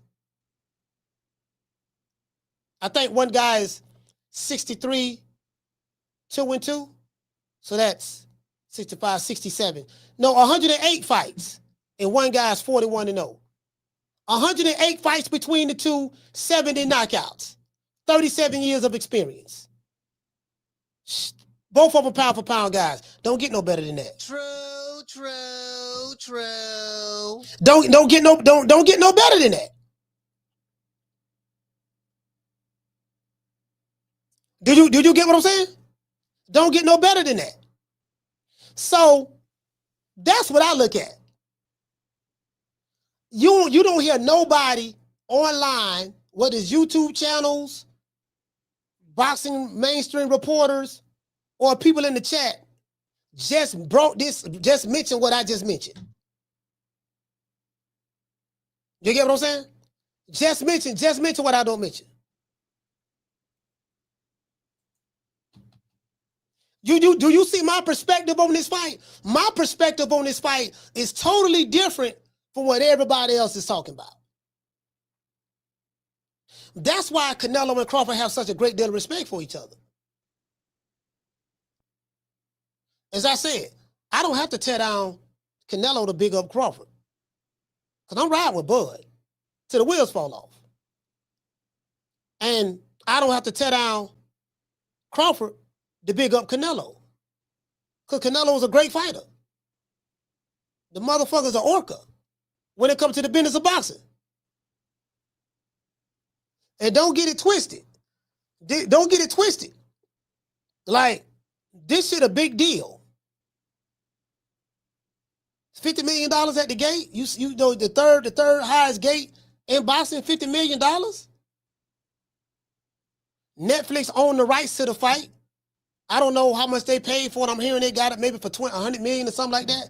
The rights to this fight, I don't know. That's what I'm hearing, but I haven't confirmed it. And this fight is, and this something that Canelo said that I totally agree with him on yesterday. He said, I want to thank Turkey for having this fight in America. Because Turkey could have had this fight in Saudi Arabia, but he got this fight in America. American boxing needs, we need this fight. This shit is huge. And not only that, so for a nigga to sit back and say, this fight ain't no big fight, ain't nobody paying it no attention, brother, you just lying to yourself at this point. Millions of people gonna be watching this fight on Netflix. Max Kellerman is saying that it's gonna break Ali. It's projected to break Ali and Leon Spink's record. 90 million.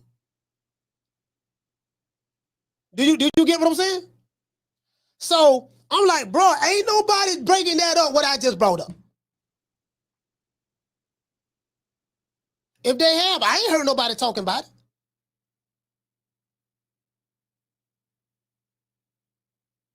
This shit, but like, this is history. Bro, we probably ain't gonna never see nothing like this again in America. We probably ain't, bro. I mean, I hope I'm wrong on this, but I hope I'm wrong on that. But we probably ain't gonna never see nothing like this again.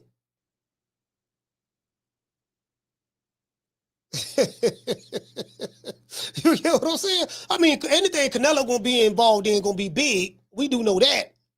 But I'm saying this fight right here, in the circumstances, one guy been boxing for 20 years as a pro. Another guy got 17 years as a pro. They had 108 fights combined, 70 knockouts. Both of them got a plethora of experience. Both of them don't seen every style known to man. 135, 137, going on 38. Come on, man. True.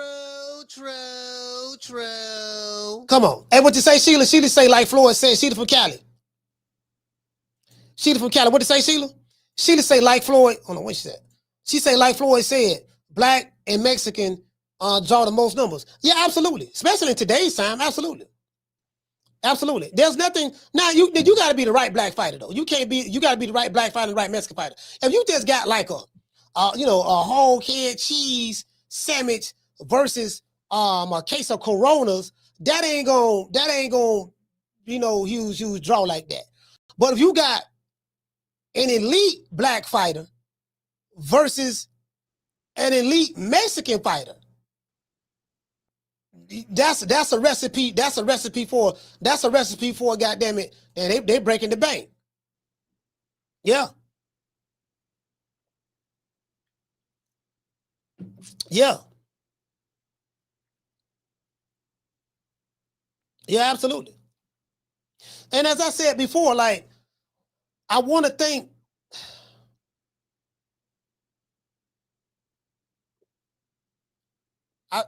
the Crown Prince of Saudi Arabia, because the guy was, I think somebody was like, man, this fight don't happen if Turki Al Sheikh is not involved. And Turki Al Sheikh said, let it be known. He said, look, man, don't thank me. I got to thank my boss, the Crown Prince. See, the real Prince got the money. We ain't talking about no Dr. Umar Prince. Dr. Umar Prince ain't got no money. We talking about the real Prince, Saudi Arabia.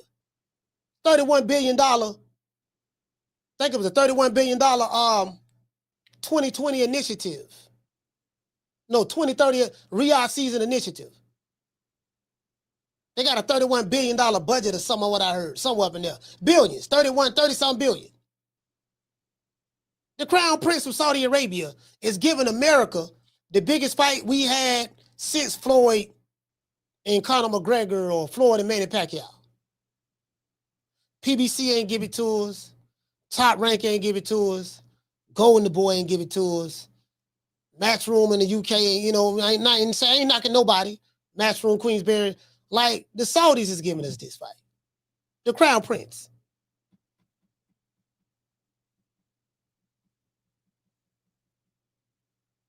You get what I'm saying?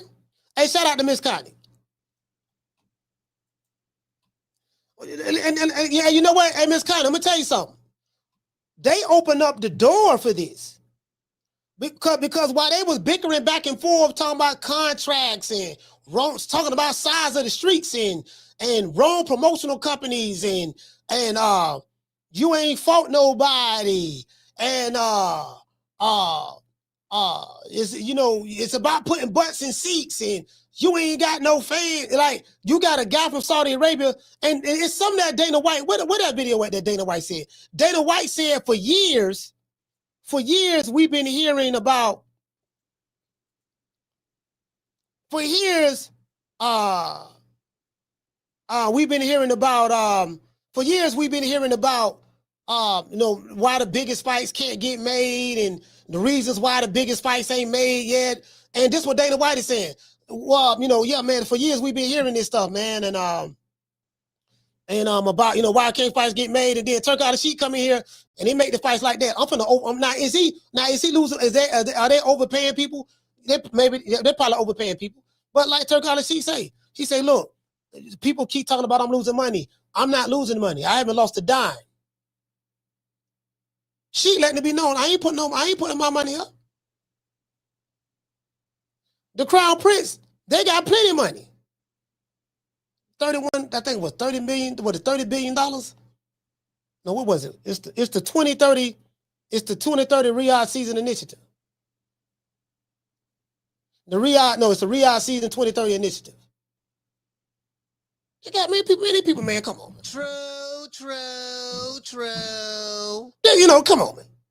And I told y'all, right? Sometimes, man, like you just can't stop, man. What God got in the cards for you, bro? Like you can't stop it. You can't hate that away. Sometimes you can hate a motherfucker so much that you hate them to success. Damn, I've been hating on that nigga for years, dog. Man, the motherfucker keep winning shit. Bro, you on the wrong side of history, fam.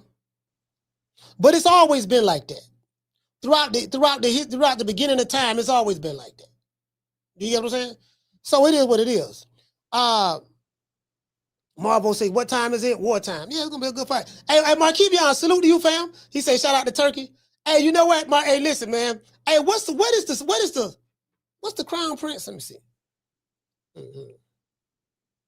What is the Crown Prince of Saudi Arabia name? We need to be thinking this motherfucker.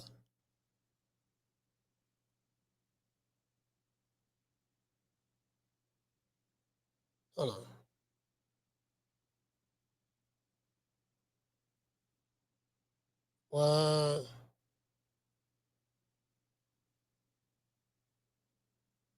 What?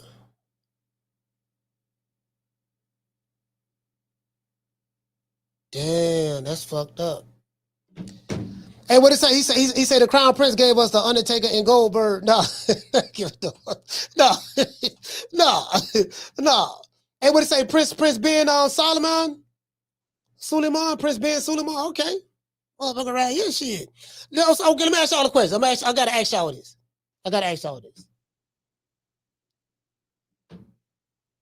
Which prince would you be willing to roll with? It don't matter where you from, where you at, nationality, race, color, creed. If you had a choice between two princes, not princesses, but two princes, you had a choice. Which prince do you trust the most? The Crown Prince of Saudi Arabia, or the Crown Prince of the Prince of Pan-Africanism? Hey, this is a real question. Which prince y'all willing to roll with? I'm just asking. Are you willing to roll with the Prince of Saudi Arabia? If you had to choose, you know what, dog? You got two princes in front of me, right? I got to pick one I'm going to roll with. Which prince would you roll with? Are you willing to roll with this prince? Hit the Cash App, $ FDMG School. Hit the PayPal, International Africans. Are you willing to dish out the big bucks? I'm just asking. Are you willing to roll with the prince? If I take your woman who never been out the United States a day in her life, if I take your woman who never been out the United States a day in her life, if I take your woman who never been out the United States a day in her life and take her with me, she spent a week in Africa with King Kong Alicious. She's going to spend a week in Africa with King Kong Alicious. Do you think she ever coming back home to you? Let's just be honest. If I take her on a ride with the prince, do you really think she coming back home to you? I'm going to drink to that. Next Negro who hate, I'm going to snatch your chick. Hey, look here, man. I'm riding with the Prince of Pan-Africanism, man. I'm telling you right now. I'm riding with the Prince. I know he broke right now. I know he begging. Listen, ladies, I know he broke. He begging right now. Well, I know that. But I'm riding with the Prince of Pan-Africanism because, you know, no, he ain't got no money, you know what I mean? But, you know, but that ain't the point. We got to stay on code on this one. We got to stay on code on this. Right now, I'm making a cold pick. We ride with Dr. Umar. I do know the Crown Prince of Saudi Arabia is a billionaire. Matter of fact, let's pull up. Okay, let's do this. Let's look up his net worth. What's the Crown Prince of Saudi Arabia's net worth? Let me see.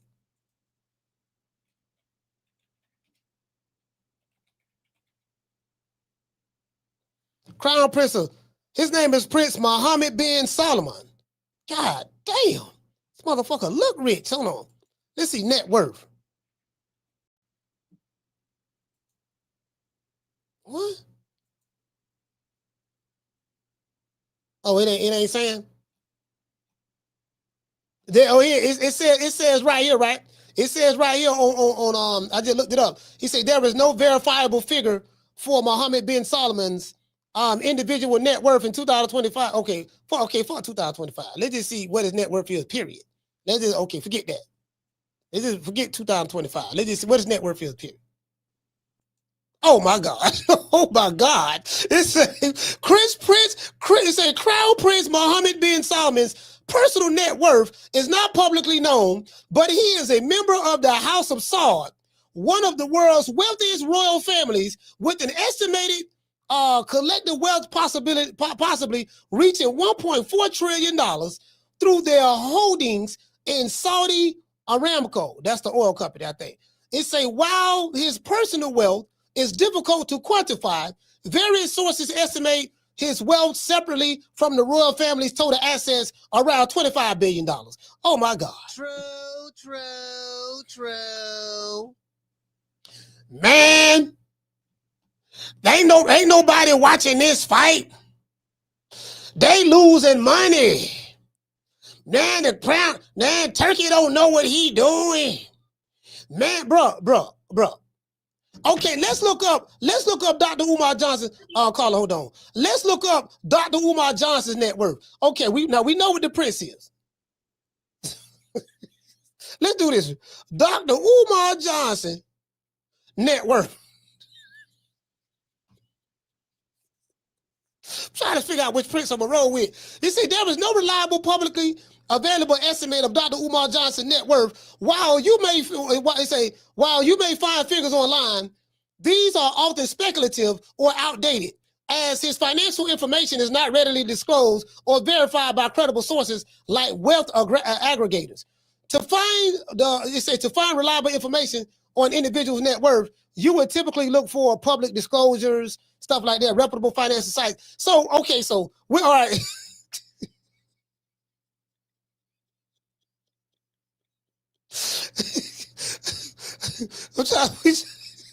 Carla, what's the name? Where you calling from? Hey, Coach, this is Sheila from Houston. How you doing? Hey, shout out to Miss Sheila. Talk to me. Hey, this is Sheila from Houston. Sheila, you got to turn the TV down. You can't see Dr. I know that. Wait. You know how this is. Okay, now, one reason you can't see Dr. Umar's stuff on the, because, you know, he had his bank account frozen and stuff, so they had to take all that information down to protect him. Now, the first thing, I was in the kitchen cooking. And I'm so glad that ended up being Coach Eddie, because I had got mad about this crusty man calling about the fight, saying, well, nobody, well, I was fixing to call And I don't usually get on your caller's ass, but I was going to get on him. I'm glad Coach Eddie identified himself. And another thing, Coach Eddie, don't switch up on don't be switching up telling me you going for Canelo, because you do have one in your win column. He got one. He got one. He got one, he do. So he can't switch up. Don't switch up, because anything could happen. So go ahead on and do what you've been doing. Don't switch up. No, we might need him. Now we might need him over there though. I remember.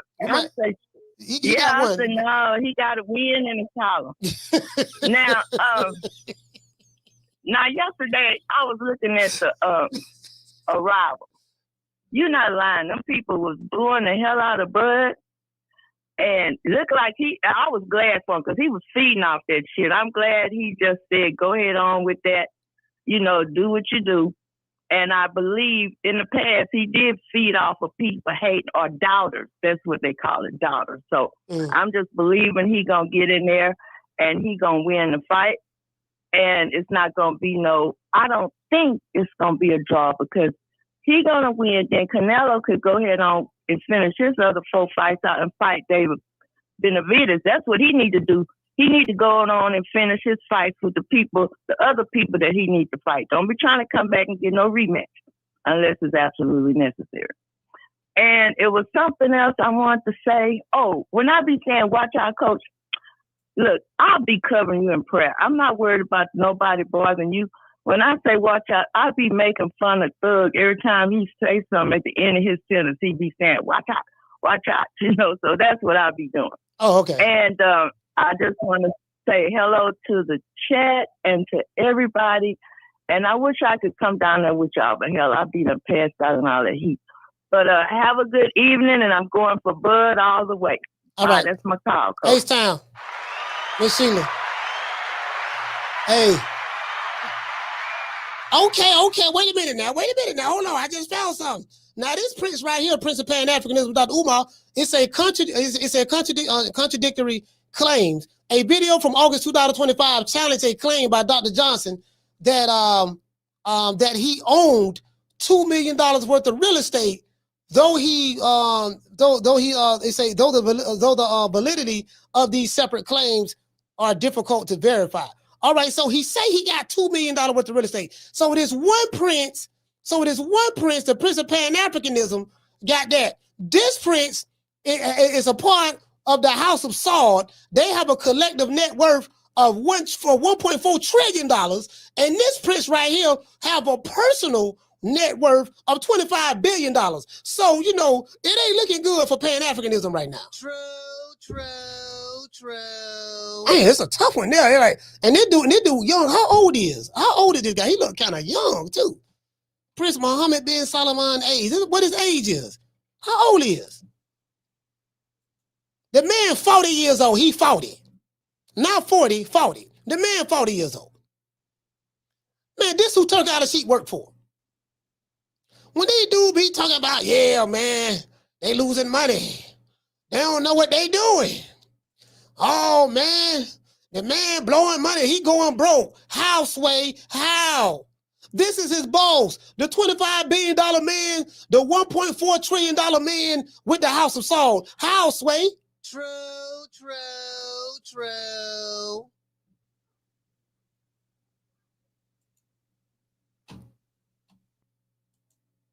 Do you see how stupid these dudes is? Hey, shout out to Prince. Prince, he said, Coach, who said nobody watching the fight? Oh, that's what Coach Eddie said. Coach Eddie said some nigga from Chicago. Two niggas saying that, been saying that online. How, Sway? How? I ain't the smartest guy in the world. I don't know how to spell a billion. I know it's BIWLION, but I'm just saying, I don't even know how to spell $1 billion. And I damn sure know how to spell a trillion. You know what I mean? TRILLION, but you get what I'm saying? Like, bro, this is the thing. You have dudes at home making videos. Nick sacks is what I call them. Nick sacks. Having Nick sack arguments. These guys got billions and trillions and hundreds of millions. Man, ain't nobody watching that. Dude, you literally waiting on a SSI check, fam. You waiting on what they call that shit when you workman's comp champ or check, or you waiting on the government assistant plan, like, and ain't nothing wrong with that. If you got to do what you got to do, but you can't be in that position hating on dudes who got way more money than you. Dude, they got stupid money. People ain't losing nothing. Even if they lose something, they ain't losing nothing. Do you get my drift? We got so much money. We got so much of it. When we we're making our mark. Y'all don't understand what's going on. They buying the industry. They finna control the market in a minute.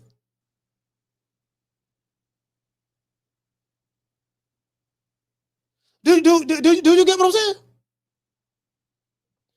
Yeah, man, like bro, just the stuff they be hating on, bro. Like, fam. This who putting on the fight.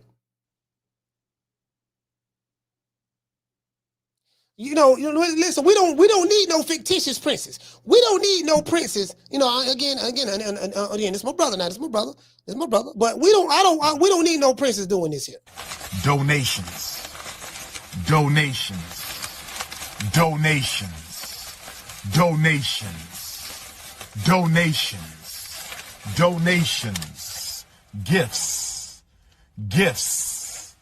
Gifts. More gifts. Yeah. Again, if I was, I don't need no prince. We need a real. If we don't get a prince, we need a real prince. We need a prince who got some goddamn money. Hey,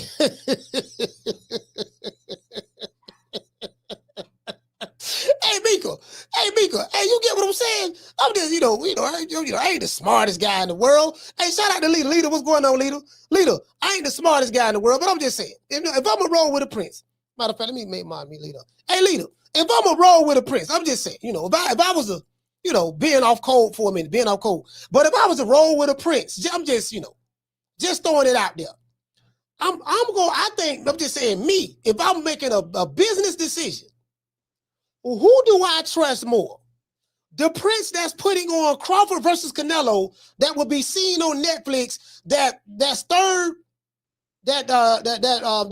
placed number 3 on the live gate record for doing 50 million at the live gate.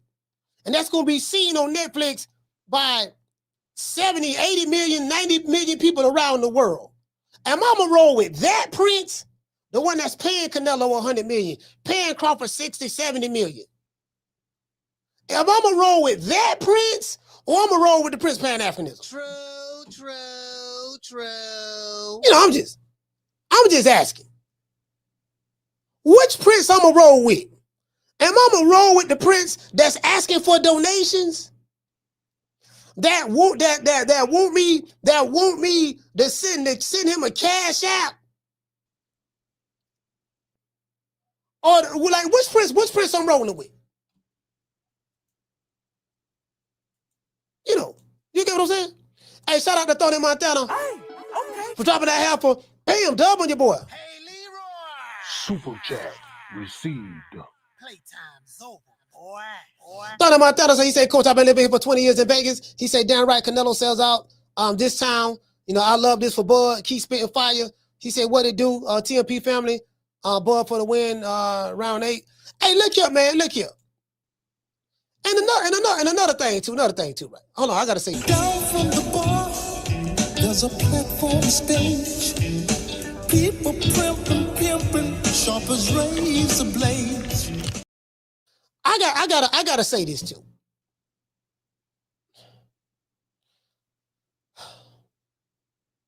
Y'all this what y'all, I want y'all to do this for me, people in the chat.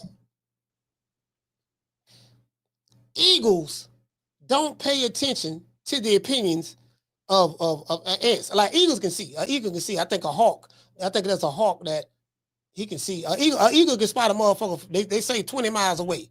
Of course I'm being facetious, but he could be so high in the air, and he looking down. The eagle can be 5,000-6,000 feet in the air, and he looking down. He can see a mouse doing the Tootsie Roll on a tree branch that's a mile and a half, that's a mile away. He see it. They call it the eagle eye. Got the eagle eye. See that motherfucker? You think I don't see him? Nigga, I'm 1 mile away. 1 mile in the sky. I'm looking down. I see this mouse dance. He doing the tush roll. He thinking it's sweet. He don't know he finna be breakfast this morning. Yeah, you got motherfuckers who in life, they soaring. You don't want to be the ant that's sitting there looking at the elephant or the eagle. Man, look at that old puss-ass eagle, dog. Man, he ain't really flying.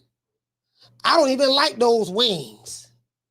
Man, that old black-ass nigga from Omaha, that nigga, I heard he ain't making but $50 for the fight. Man, a Canelo gonna knock his bitch ass out. Oh, he don't even know how to dress. Man, look at his baby mama. Man, who did his braids? Man, that man ain't fought nobody, dog. He really can't fight. Bro, like, fam. The man came up from nothing, Omaha, Nebraska. How you gonna hate a nigga from Omaha, Nebraska? How? Last call. Caller, what's your name? You calling from? You the last call.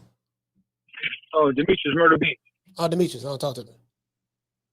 Hey, Coach, I watched Andre Ward on Roy Jones' podcast yesterday, and Roy Jones made some valid points.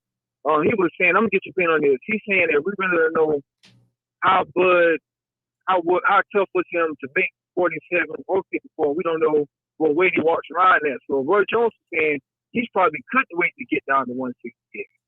So that's what he's saying, that he don't think the weight going to be a problem because he doesn't know like what he works around when he's not fighting. He said he always stays in shape. But he was like, he's pretty much saying like Bud cutting weight right now, and he doesn't have to cut that much weight in this fight. So I just want to get your opinion on that, Coach. Thanks for the show, man. I appreciate it. Yes, sir. Yeah, I saw that what he said, and I got what he was saying. Yeah, I get what he was saying. He probably saying Bud walk around weight is if he, because he probably was cutting. Let's say he walk around at 170 or whatever, right? He probably was cutting all that weight to get down to 147. You get what I'm saying? So he's saying the only difference is this time he's still cutting weight, but he's not cutting as much. Instead of getting down to 147, to getting down to 168.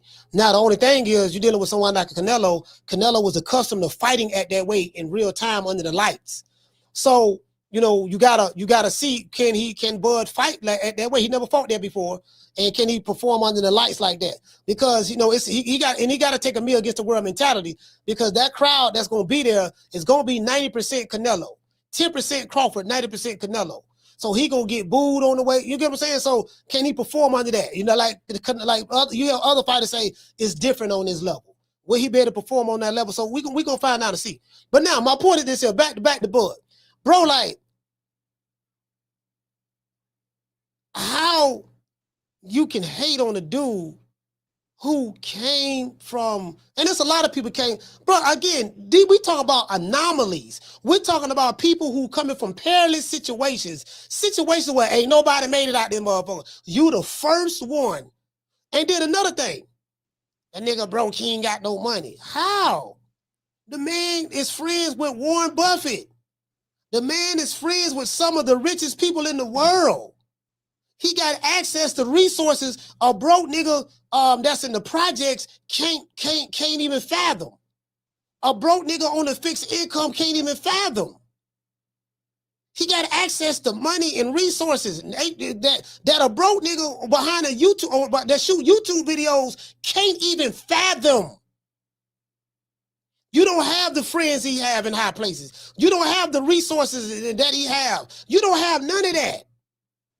All you got is a YouTube channel, a camera, a microphone, and some hate. True.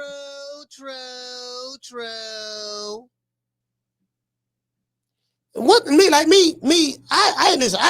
can't hate on a nigga doing better than me. If you gonna hate on somebody who doing less than you. You gonna like a dude, like for me, stuff like that is inspirational. I can find inspiration out of anything. Yeah, I'm not no fighter, but I can find inspiration from seeing somebody who came from the most unlikeliest places and made it in life. Did you get what I'm saying? A motherfucker who looked like me.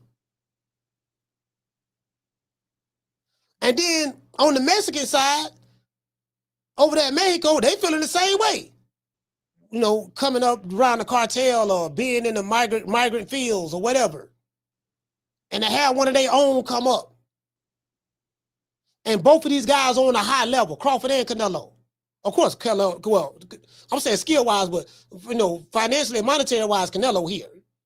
And he, you know what I mean? He's on another level financially. You get what I'm saying? So that's what I look at. Man, motherfucker, like, damn, this nigga make it out of. If he can make it from here, anybody can, you know, with the right plan, the right determination, the right focus, the work ethic. And you gotta be gifted. Because at the end of the day, you gotta be gifted. You gotta have something that, you know, that's gonna drive you to want to become better. Bro, the likelihood of something like this happening that's something that never happened. This man don't skip pretty much 2-3 weight divisions. To fight the biggest draw in boxing on the biggest stage in a stadium that's gonna be over 50,000 people that's gonna be there. $50 million live gate.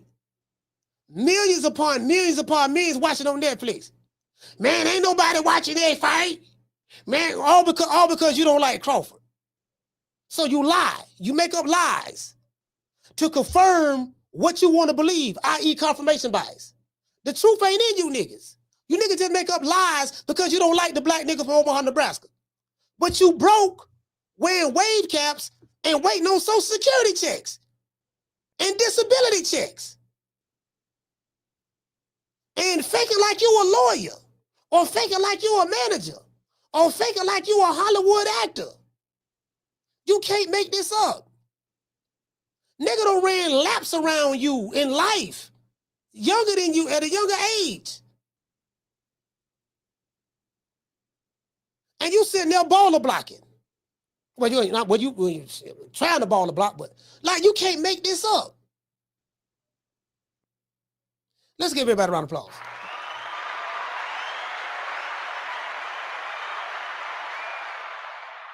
You know, I just gotta call a spade a spade.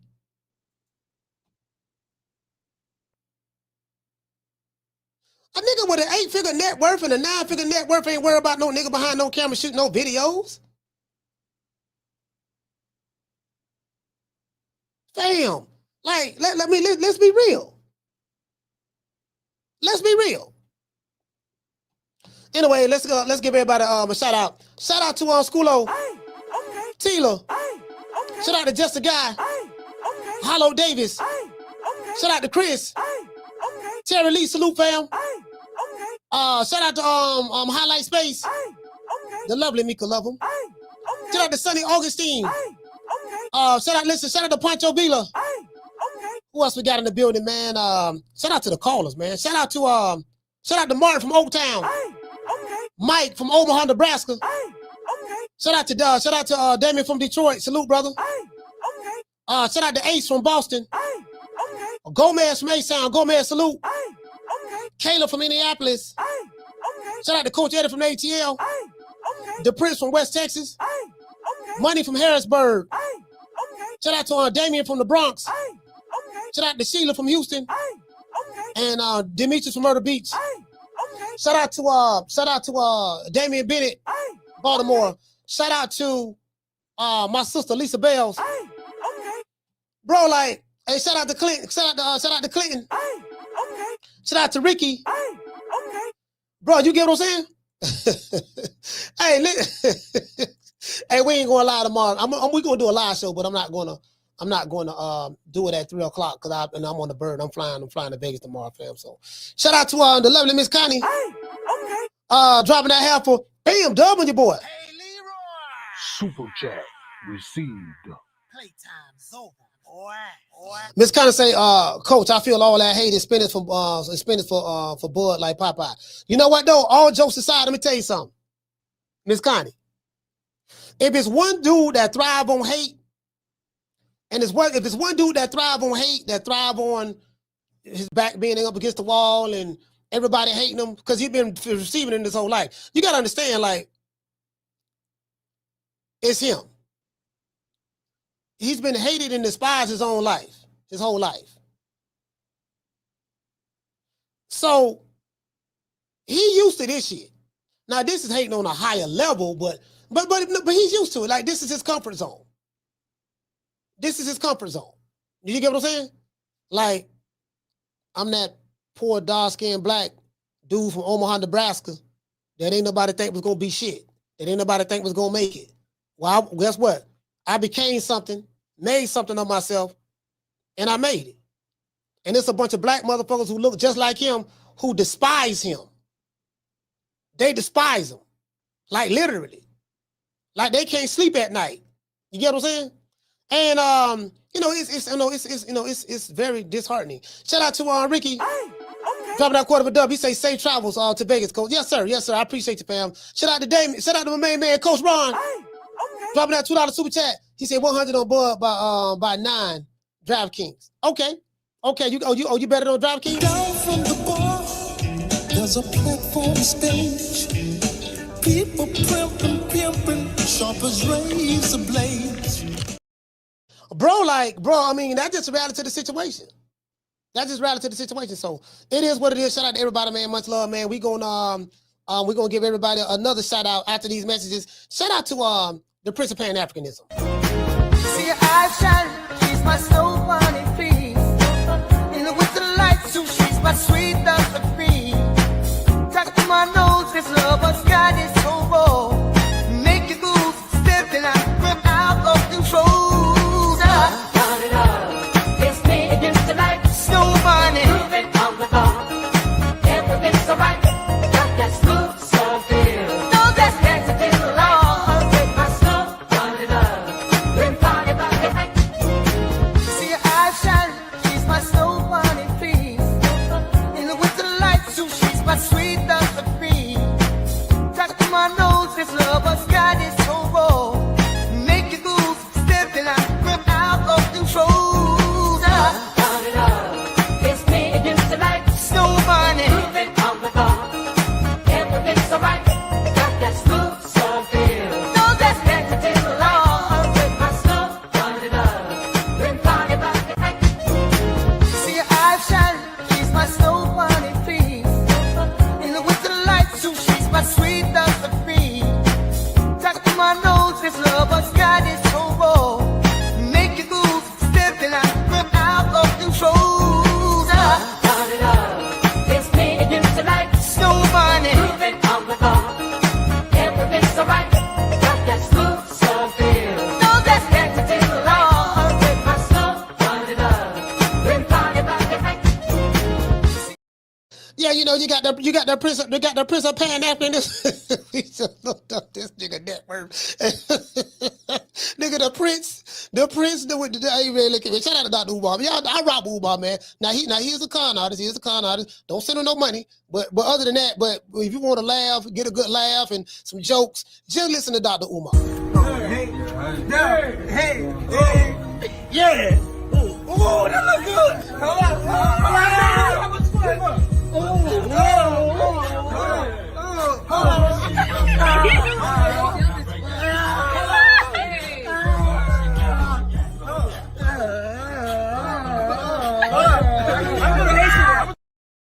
Hey, I want to dedicate this show to the hood. I want to thank the whole hood who came out here. I love y'all. I did this for the hood. Y'all know I beat that boy. You know what, man? I ain't gonna lie, bro. Like, man, I'm just, as I said, now you guys go back and listen to this show. I take a total different perspective on this fight. Again, there's nothing wrong with nobody being tribal. If you want to roll with the nationality, race, or whatever, ain't nothing wrong with that. Human beings, we're like that by nature. Don't let nobody tell you there's anything wrong with that. But now all the other underlining shit, whatever bigotry or whatever you have in your heart or whatever, that ain't got nothing to do with Canelo and Crawford.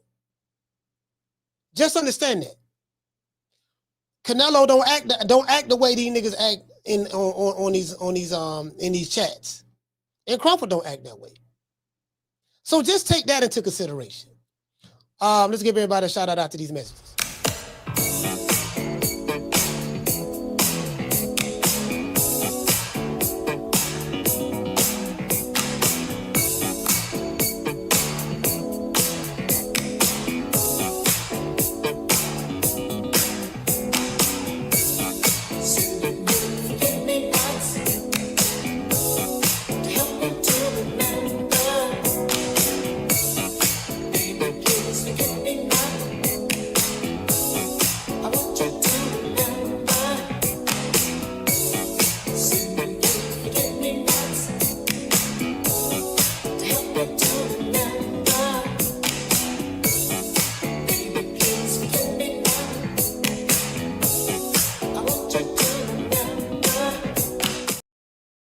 man, shout out to the lovely leader.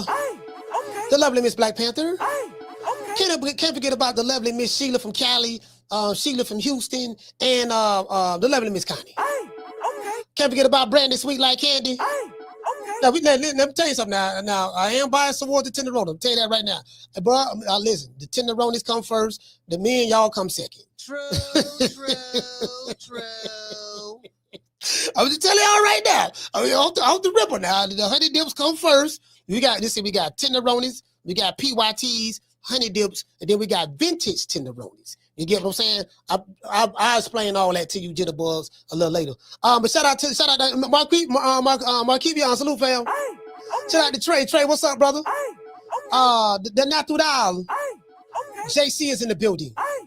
Shout out to Jamie from New York. Oh, Jamie, what's up, man? I thought you was on vacation. Shout out to George Evans. The lovely Mika. Summer in November. Shout out to Ruben Allen. Salute, brother. Who else we got? We got the lovely Tila. Can't forget about Tila. Lord have mercy. Shout out to who else we got in the building, man? We got the lovely Miss Connie. Shout out to JC. Marquise, salute my brother. MB813. Shout out to my homeboy, man. Shout out to my homeboy, baby. Shout out to Darren. Darren, salute. Hey, shout out to Texas 16 South. Mr. Curtis Robinson. Daniel Agnew. JC in the building. Shout out to True Gritter. Salute. Shout out to Grit. Who else we got in the building, man? Oh yeah, my main man, Schoolo. Schoolo, what's up, fam? Shout out to Marvo. Salute. I'm trying to get everybody before we bounce. We're gonna go live tomorrow, but it won't be at 3 o'clock because I'll be landing in Vegas at that time. Let's see. Shout out to the natural. Shout out to Coach Beast. Can't forget about damn it, Coach Ron. Ron O'Neal, salute. Shout out to G5. Another thing I want to say too. Shout out to Mr. G4L. Another thing I want to say, fam. Shout out to Jamaica. Salute them. Don't let nobody get you out of character. Don't let nobody else's ignorance get you out of character. Because see, it's two things, right? People going to on the streets, they're gonna try to trick you out of your freedom and trick you out of your life. On social media, they try to get you out of your character. Because again, these guys feed off of negative energy, dark negative energy, right? Don't let clowns who have YouTube channels behind the camera that's on the microphone, or clowns behind the avatar who you will never see in life get you out of character. True. You know what I mean? You know what I mean? You gotta let these dudes, man. Don't look here, player. Don't be a chump all your life, man. Don't be a chump all your life. I'll catch you guys on the next one, man. We're gonna do something tomorrow, but it won't be at 3 o'clock. So y'all just be on the lookout. We'll try to see how we're gonna plan it. Probably gonna be a pop-up or something. You dig? I'll catch you guys on the next one. You know my motto. Don't meet me there, beat me there. Peace to the family, fam. Man, I'm out of here, bro. Let's go. Man, I'm out of here, bro. Let's go.